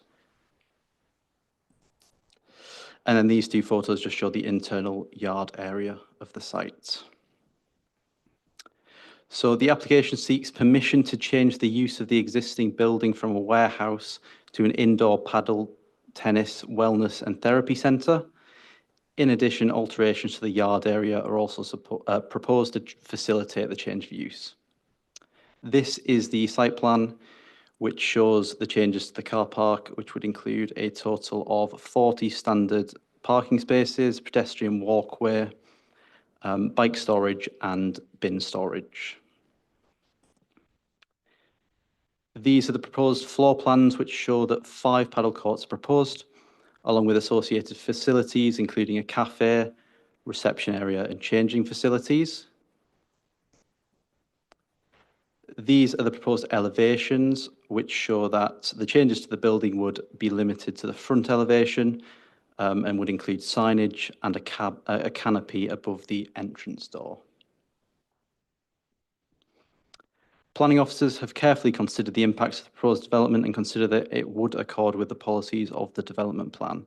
Therefore, on the basis of the assessment set out within the officer report, planning officers recommend the application is approved subject to conditions and an informative. Thank you, Chair. Thank you. Are there any questions from the committee? No. Okay, we will now move over to the public speaking, which includes Brian Russell, the agent for the applicant.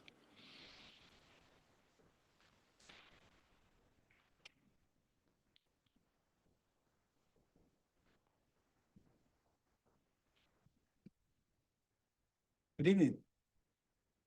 My name is Brian Russell. I'm a director of Roger Coy Partnership. We're architects, chartered architects, surveyors and planners.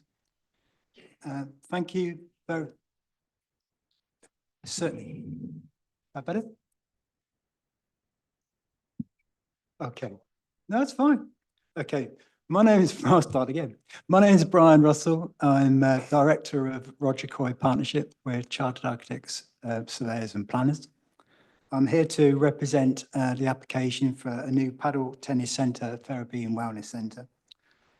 Paddle tennis, it's a very much a sport for all, of all ages, all sexes, ethnicities.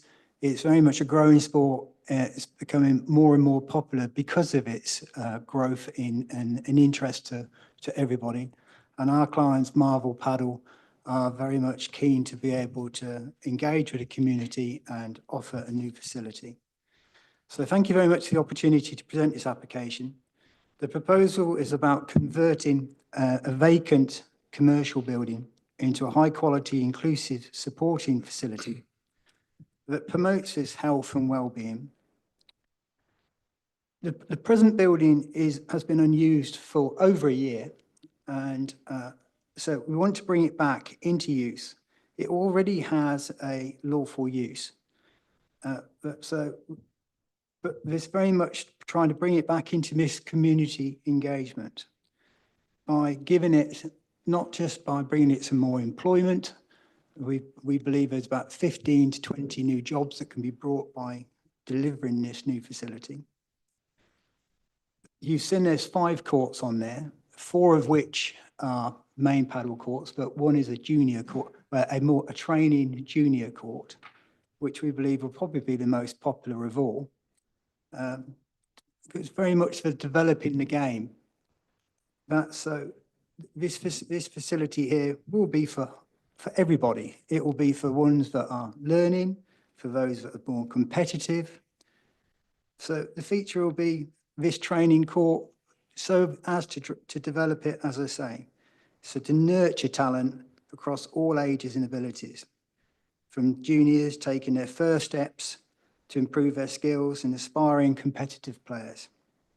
Beyond the courts, the centre has a wellness suite inclusive for members, which will include a physiotherapy treatment room to support injury prevention, recovery, alongside a sauna, steam room and ice baths.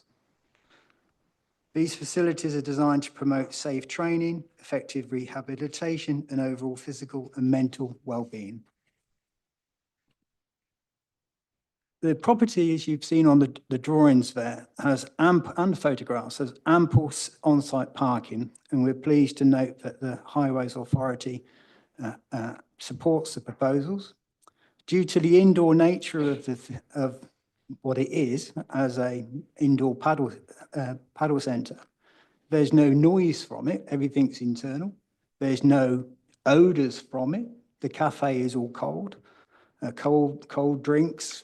Well, maybe some coffees, but so there is no impact on neighbours whatsoever. We're pleased to confirm that the consultees from West Northampton Council's Recreational Leisure, from Public Health, all supportive. Councillor Hayes is supporting us as well. Our vision is not simply to repurpose the building, but to create a vibrant, accessible hub for sport, health and social connection within the community. We believe this will provide a meaningful long-term benefit, encouraging active lifestyles and supporting local talent. So we respectfully request your support. And thank you for your time. Thank you. Are there any questions from the committee? Councillor Breeze. Thank you. Paddle is becoming increasingly popular, but you are whacking a hard ball against glass panels. So I just wondered, you say that there's going to be no egress of noise. But that's not my understanding of what can actually happen with paddle. Paddle is, and with 5 courts in there, it's incredibly popular, and it's just whack, whack, whack, whack. I know in past experience with squash courts that have been in front of the committee, there have been problems with sound transmission. And at the back, there's the Billing Aquadrome, and I don't know what the static caravans, whether they're the part of the residential or the holiday, but is the build of the warehouse sufficient to contain all that noise? And it is 70 to 80 decibels, I think, 80 to 90 decibels. Yeah, so within the building without having any. Yeah, as part of this egress. process, we actually visited several different paddle centres, including at Coventry and Nottingham, to be able to actually learn the process of it. And the actual glass around is more there to stop the ball from disappearing off. Yeah. And so it becomes a visual feast for people to be able to view, because we want to be able to put seating so people can view it. So it's not like squash, which you play against the glass. You're actually playing across the net to each other. The actual surround is only there to enclose. I think my understanding of paddle is you do, it's more, it's like real tennis and you do use the balls. No, this is actual game of tennis. It's a smaller game of tennis. The actual. I know what paddle is, yeah, and I Sorry. know, sorry, real tennis is a different game that. Yeah, but it's I'm very familiar with, where you use the balls, and and with paddle, you do hit it against the glass, and you try and do all sorts of clever things. This isn't the intention with this, but the building will be, everything's enclosed within it anyway. There's not going to be big opening doors or whatever. So you're satisfied that there won't be any egress of sound Oh. is what I'm concerned about. We have no Of a intention of setting. that anyway, because we want it to be we want a cafe, we want it to be comfortable, we want it to be a wellness centre, so it's, the last thing we want is to have a huge noise generating and uncomfortable. True, yeah, okay, thank you. Yeah. Any further questions? No. Okay, thank you very much.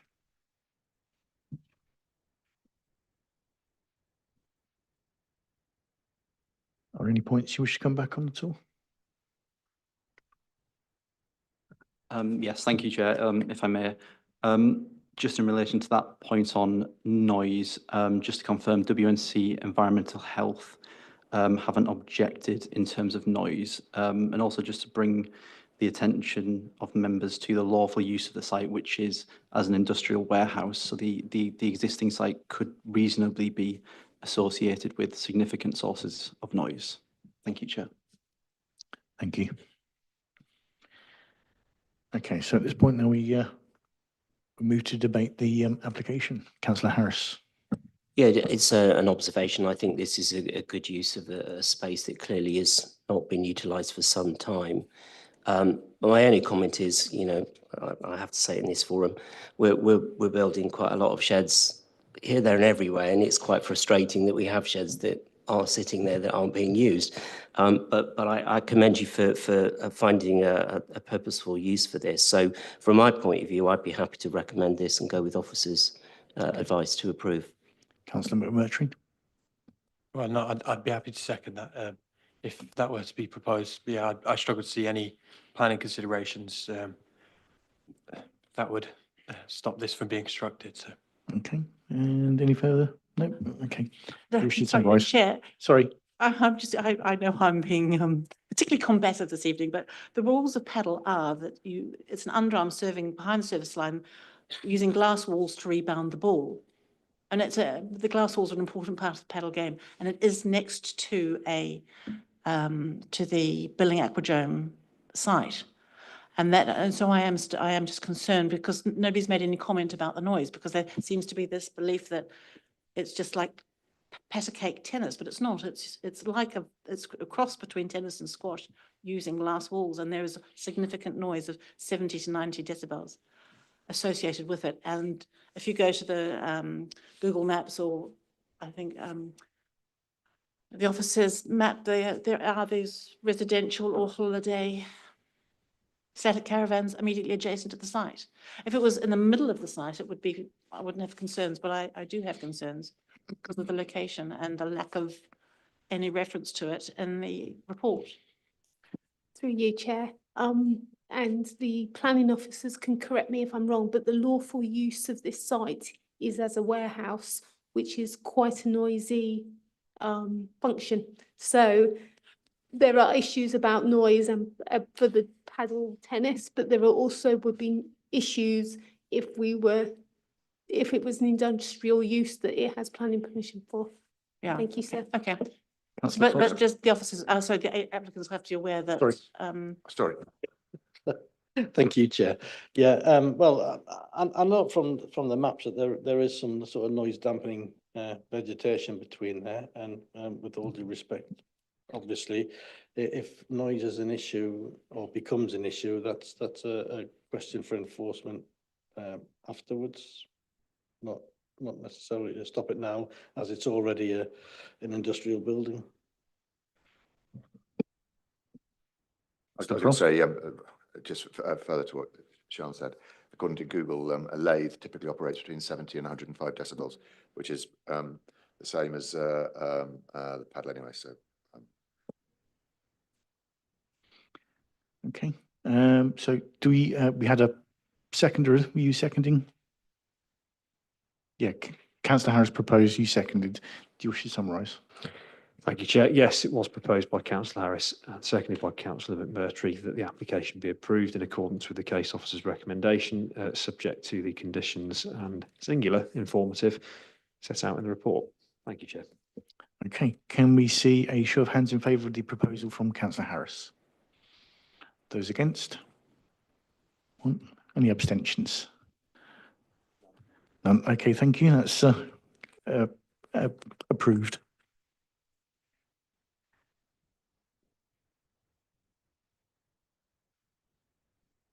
If I'm correct in my thinking, is the it used to be the Riverside Hub in that corner as well, which was also very noisy. Lots of decibels.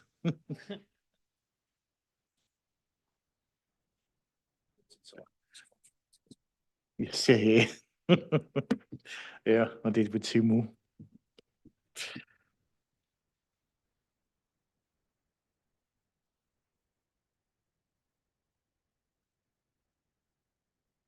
We now move to item 9, which is land next to footpath Welton Road, Daventry. I'll now hand over to case officer Nathan Healy to begin the presentation.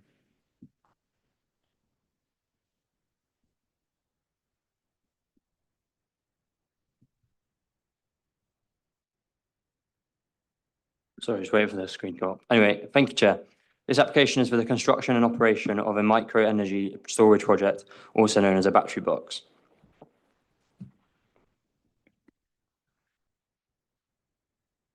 To provide some background to battery boxes, please see the images on the screen. In short, the boxes are used to store excess renewable energy, which can then be used when generation falls below demand.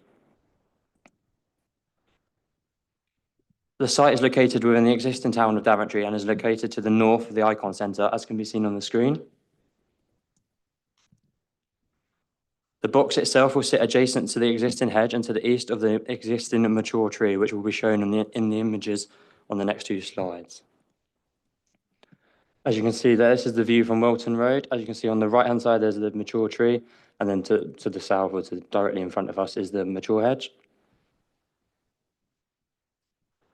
This is the view from the east or the northeast towards from Daventry Country Park, walking along Welton Road.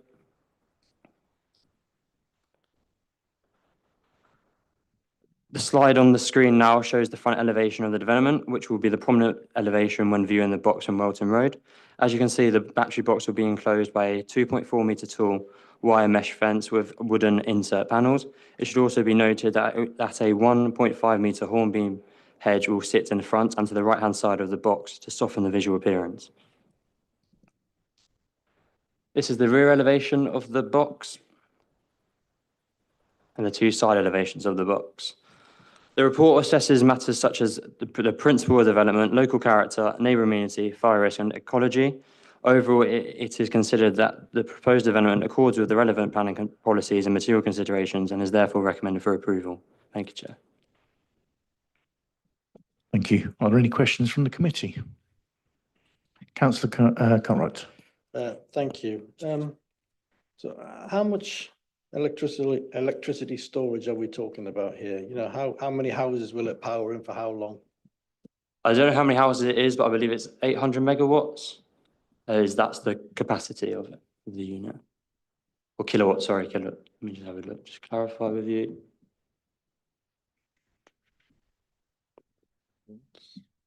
It's kilowatts. Yeah, I believe it. Sorry, just 1 second. I mean, the agent will be able to clarify in more detail, obviously, because they deal with it, but I believe it is 800 kilowatts. Okay, and you said storage for renewable energy? It's for renewable energy, yeah. I was under the impression this was charged from the grid. Where's the renewable energy? Where are the solar farms or the windmills that was near? Obviously, that'll be for an engineer really to understand and to understand how they extract that renewable energy, which obviously the agent might be able to go into more detail about. But that is what is in front of us, as in is for renewable energy. That's the advertisement they've said and the background information they've given. So obviously you've been welcome to ask the agent for more clarification on that. Any further questions from the committee? No? Okay. We'll now move to public speaking with Ben Wallace, who's the agent for the applicant.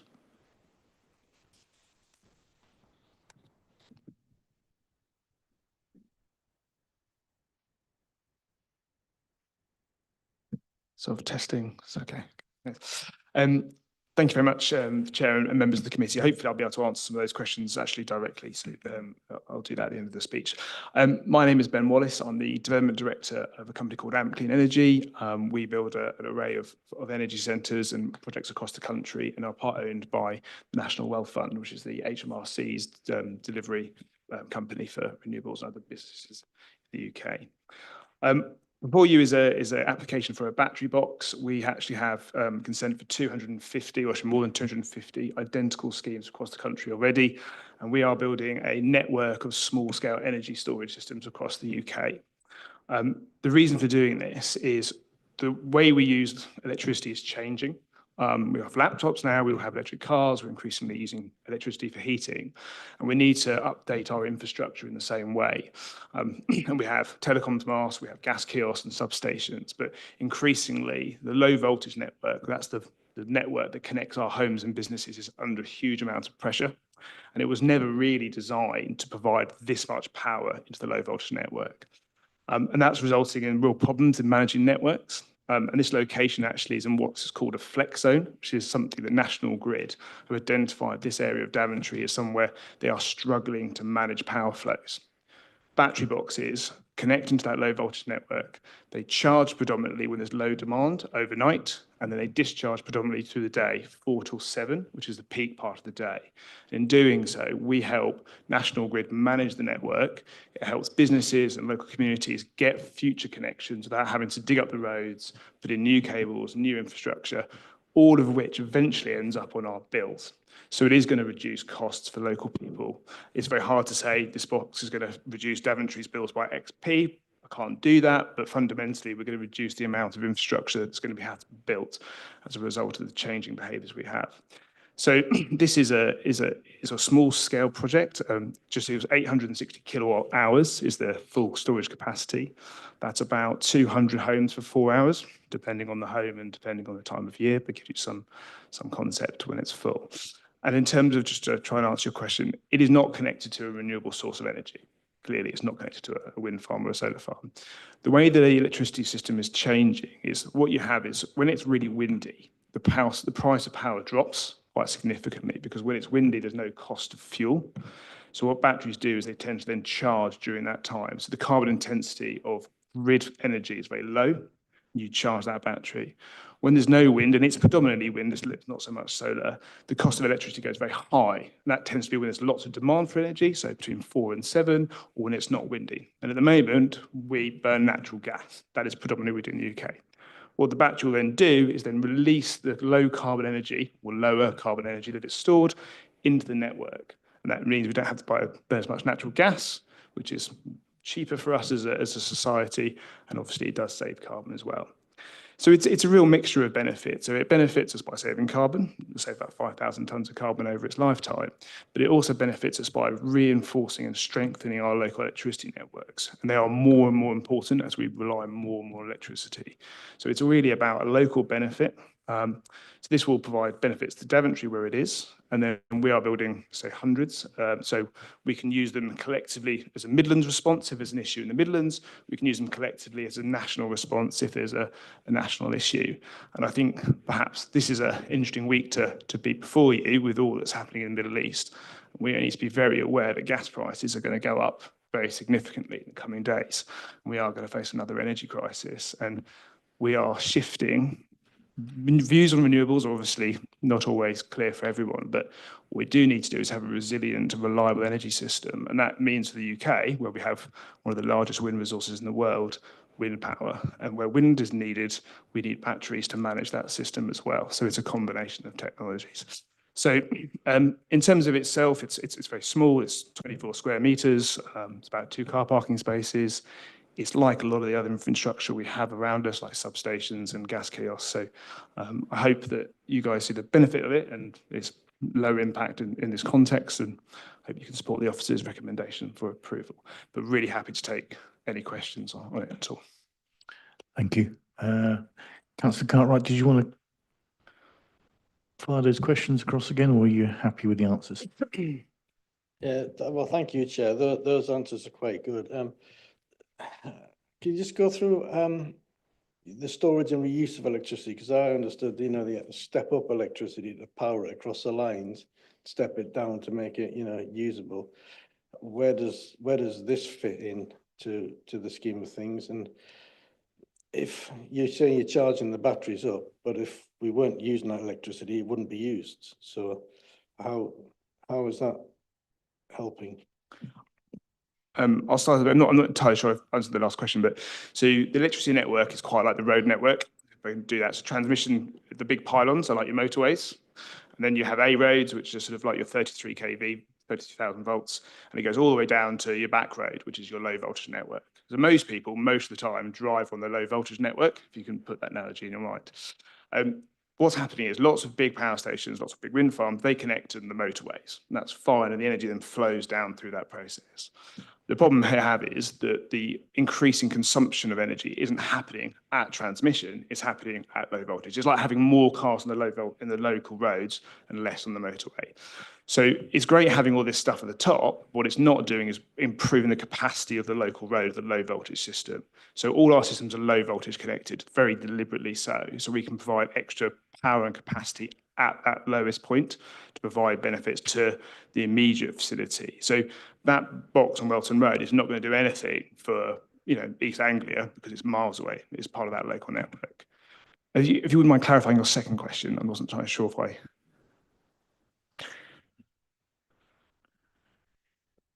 Yeah. Okay. You know, these things, they generally cost, you know, thousands and thousands of pounds for the battery and all the infrastructure. And what you're hoping to do is save tuppence halfpenny on a bill. You know, it'll take forever and a day to get that money back. I'm not sure how it's actually helping. So how, you know, if we weren't, you're saying you're charging up when nobody's using it, which is great, but that electricity would be sat there. You know, if we don't turn the lights on, it's sat there waiting to get used. So you're actually using it, hoping it stores, and then we don't lose much on the transfer back into the grid system. Yeah, I think I understand the question now. Yeah, the reality is though, at night, the amount of use of electricity is very low. So let's say it's windy at night, and there are lots of wind turbines turning. If no one's using that power, they turn the wind farms off, and they often pay them to turn off, which is clearly crazy, right? So what we can do is divert that power into a battery, hold it, now move yourself back into the middle of the day, the lights are going down, everyone's turning their kettle on. We can now use that power, which would have been paid for to turn off, or at least wasted, because it wouldn't have been generated. So that would not have to burn gas, not have to turn on other power stations, which are really expensive because they're burning fuel. So that's how we make money, and that's how we save money for people. Sorry, Chair, so yeah, right. But if we weren't, you know, this is going to, what, do 200 houses, did you say, for 4 hours? You know, are we expecting, you know, a ring around Daventry of these battery boxes to be of any use? Because otherwise, you know, when you get like this small amount of power for these 200 houses, it's going to... It won't directly supply 200 houses. It will depend on the network. That's just for comparison for the storage capacity. We are going to build about 1,000 of these. That's the initial ambition over the next 3 years across the whole of the UK. So there may be more in Daventry, there may not be. But we do target these things called flex zones, which National Grid publish as a map. You can look at it. And they are zones where they are struggling to maintain power supplies. And their choice is effectively to try and use technologies such as ours. And they will pay us to do that. And that would always be cheaper than the alternative, which is ripping up substations, rebuilding them, putting new cables down, new overhead lines. Sorry, one last question, Chair. I feel like I'm hogging this. So why we want to build this in Daventry, why aren't these being built next to the wind farms? Because if you build them next to the wind farm, it's not part of the network where the flex zone is required. That makes sense. So there's no wind farm in this flexible zone in Daventry. This is the major issue, that the wind farms aren't actually connected to the network. So it's not going to get from the wind farm to the network to the box at Daventry. All we're doing is burning more gas to fill the box at Daventry. No, I'm sorry, I disagree. So the way that when it's windy, the average carbon So all electricity goes into the network, it goes into a pot. Electrons do not flow from a wind. If you buy low carbon power to your house, it doesn't come from a wind farm to your house. It goes into a pot and it's mixed. So when it's windy, the average carbon intensity, and it's published on an hourly basis, goes down. So when it's windy, the price goes down, you charge. So I can't guarantee that an electron doesn't come from a gas engine. I cannot do that at all. But when it's low cost, the portion of those electrons that come from gas engines are much lower and much higher from wind farms. So that's how you guarantee that it's has a lower carbon intensity. It is not correct. I can't tell you that it comes from a particular solar farm. That's not how electricity flows effectively. Councillor Harris. Yeah, thank you, Chair. I think we're going down a bit of a rabbit hole because I'm not sure it's for this committee to determine whether you have a viable business model or not. Frankly, I think we have to look at the application in front. There was a specific issue. I correct that this is a subject of call-in. Of what, It's sorry? a call-in. This is subject of call-in. Do we have a statement from the? We do not. Okay.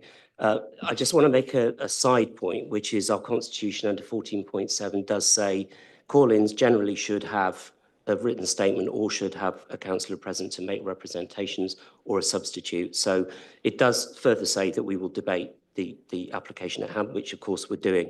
But I just think it's important to make that point because if items are called in, we should have appropriate representation, I believe. The subject or the matter for the call-in is the safety issue. So would you address that particular issue? I completely understand the energy resilience issue, but I think given that it's been subject to a call-in, I think that's the question that we need to address. Yeah, thank you. I have to say that's what I was probably more prepared to be asked on. Energy storage is, for many people, a new technology, and with new technology comes concern. There is a big gap between the perception of some of these equipment and the reality. I think you need to be realistic about they are incredibly safe equipment. The officer mentions in its report a report to the House of Commons, which says an average battery cell has a 1 in 40 million chance of being catching fire. Now, obviously, a battery fire is a serious matter, and of course it should be, but in any normal running of things, there should be no fire. Now, that is probably not enough, and it is not enough. So our systems have 24-hour monitoring, they have automatic shutdown systems, they have on-site fire suppression systems, there is a fire risk management plan. So every precaution is made in the design of the equipment to prevent any chance of fire. And then if there is a 1 in 40 million event, it then responds to reduce the impacts of that fire.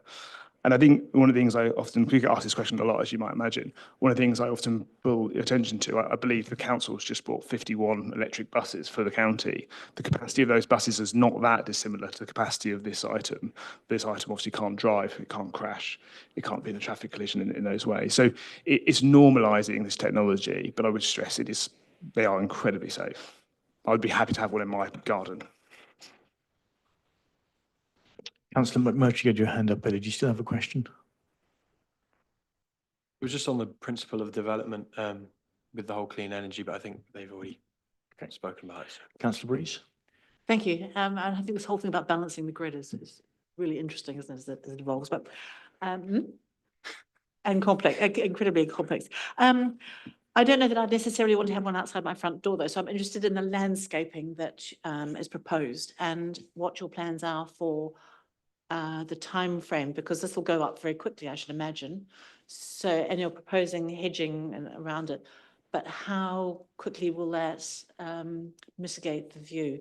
Because it's not I don't think it's a particularly attractive piece of kit. Unfortunately, utilities are never that particularly attractive. And yeah, we understand that. And the first when we always put in is this wooden fence, which actually, having built and been alongside many of them, actually is quite a good screen in itself. There's a 1.5 metre hornbeam hedge proposed. I'm not going to pretend to know how quickly they're going to establish. I'd have to defer, I'm afraid. But that won't be for the full height, but you will have got a wooden boarded fence with a hedge to the front.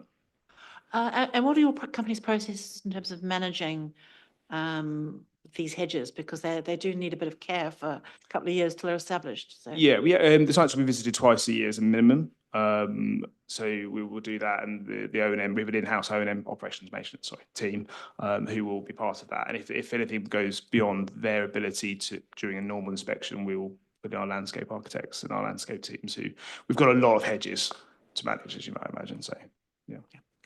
Thank you. Councillor Ware. Thank you.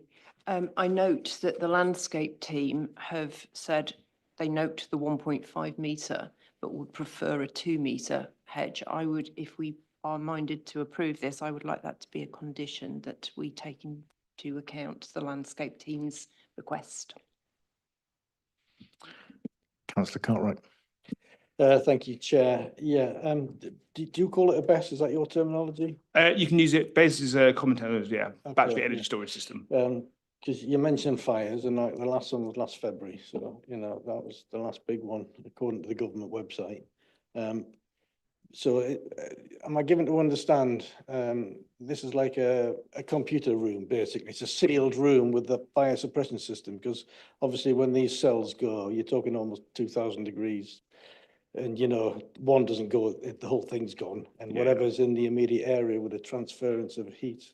Yeah. So if you look at the plans, there's effectively 4 units. Each of them is a self-contained unit, each with its own fire suppression system, each with a vent to prevent effective build-up of pressure to try and suppress the fire. So each one of those are 4-hour. So if one's on fire, it won't move on to the next one for 4 hours. So you would hope in that time the suppression is all. But the reality is this is not a dangerous piece of equipment. I mean, in the same way we have high pressure gas mains running down our streets. I mean, we do.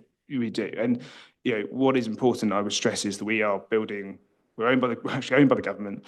We meet all the requirements under legislation. We meet all the requirements of our insurers, which is more stringent than the legislation, interestingly. And we are very capable operators in this space. We operate some very large batteries, actually. These are very small.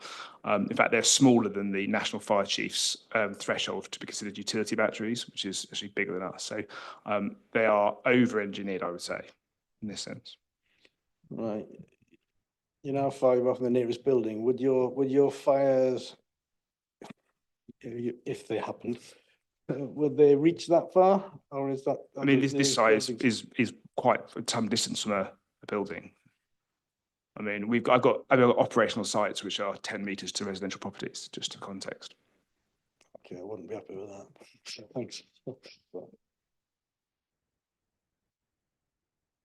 Any further questions? No. Oh, Councillor Ware, sorry. If there are no further questions, then I would recommend that we accept officer's advice and go with an approval for this application with the condition of the 2 metre hedge. Okay, do we? Sorry, yep. I mean, through you, Chair, I'd probably say with regards to the condition and 2 metre condition is that it'd be very difficult from an enforcement point of view, because say it is cut lower than 2 metres and there is a breach of that condition, then all our enforcement team would do is wait for the hedge to grow. You can't really mitigate against the breach if it's cut lower than 2 metres, other than just wait for it Understand that, to grow. Nathan. Is there a way that we can phrase it in line with what the landscape team said, which is, and I quote, a preference for the maintained height to be 2 metres rather than 1.5? That's how it's worded in there. Can we use that? I think it'd be difficult to just from and enforce, because there's very series of tests that we have to apply to whether, when we look at conditions, and one of them is whether it's necessary and whether it's enforceable, and if it doesn't meet one of those tests, then we wouldn't put a condition on, and officers would have had a look at this and would have said it would have failed the test from an enforcement point of view, because the applicant would be in breach of a condition, but there's nothing that the local planning authority and the enforcement team could do to mitigate against that breach, other than just wait for it to grow again. So it's a very tricky condition. Chair, that being the case, does the landscape officer realise that? Because it doesn't seem a particularly good use of their time to make recommendations which are meaningless and unenforceable. I mean, they're making these recommendations to the planning officer wouldn't it be better for the planning officer to just tell them what you just told us? And then everyone knows what they are. Yeah, I can certainly take that away and raise that with our landscape. And they also are just simply recommendations from the consultees, and it's up to us to enforce conditions, to test the conditions against the 6 tests. Councillor Ware. Then I would revise my proposal to say we accept this proposal in line with officer recommendations, full stop. And I'm sure you noted 2 metre thing. I thought we had. Yeah. No, sorry. Yeah, we should dismiss you. Sorry. I beg your pardon, Chair. That's okay. Thank you. Councillor Cartwright. Yeah, thanks. I'm looking at policy S11 here, for all that it's, you know, all renewal. It's on about for buildings, for developments, this, you know, buildings over or developments over 500 square meters. This is a specific thing. I'm not sure that I can see where that fits in policy S11 for your low carbon renewable energy.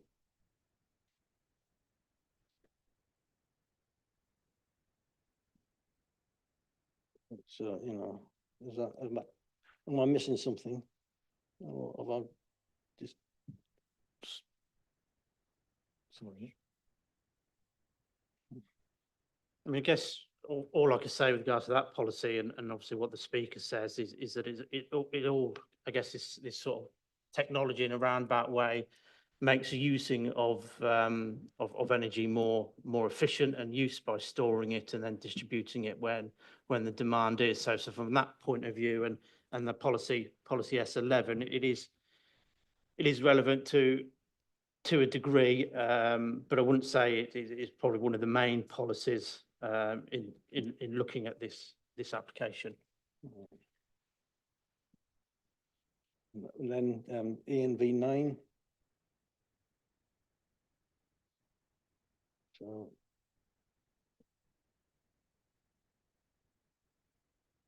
again, just for a battery box, I'm not sure where we're jumping in on that.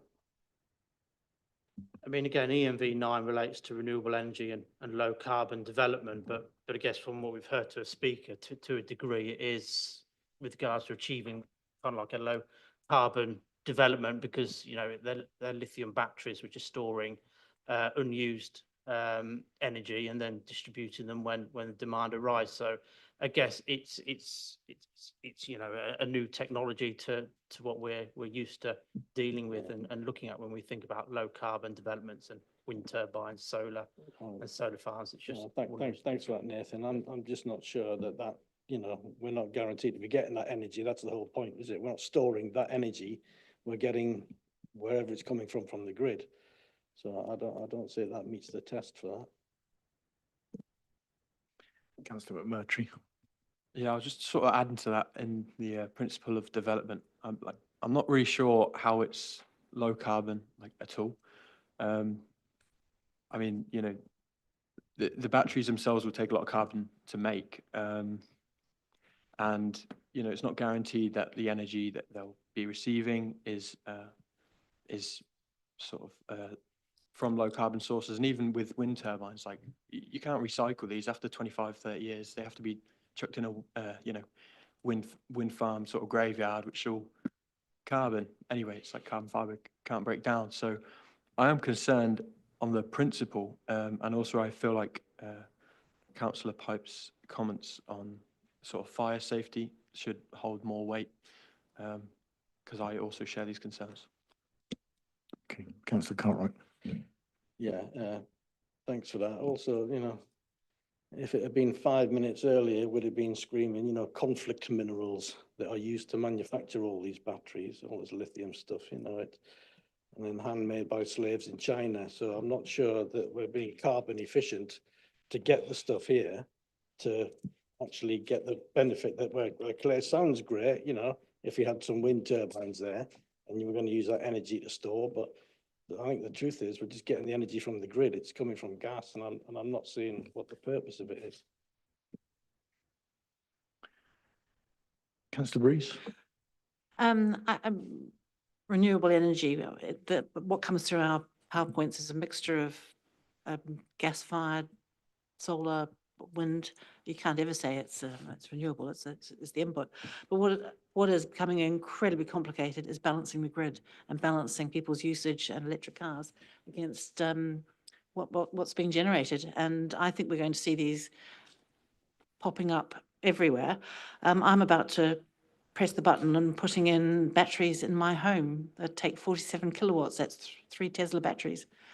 I have to say I've spoken extensively to the provider, and I'm not in the least bit concerned. So that's I think that's 5% of what they're proposing here.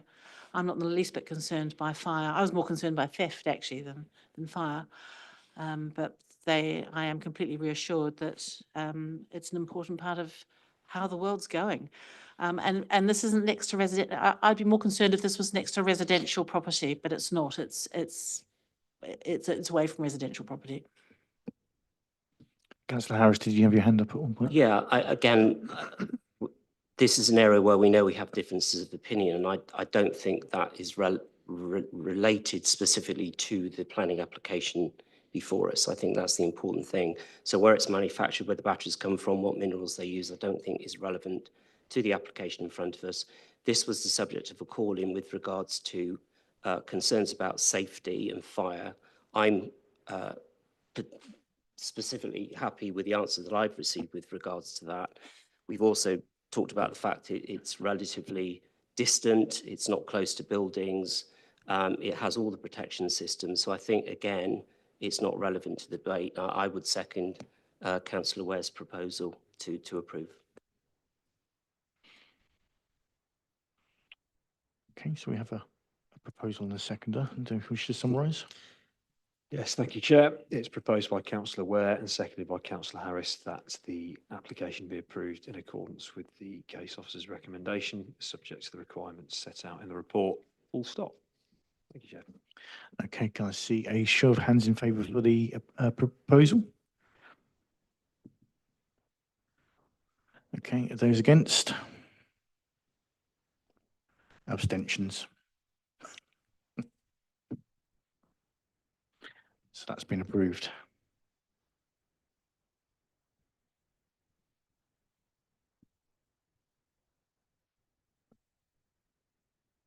Okay, so item 12. Urgent business. There are no items of urgent business, and our next meeting will be held on Thursday the 19th at 1 Angel Square.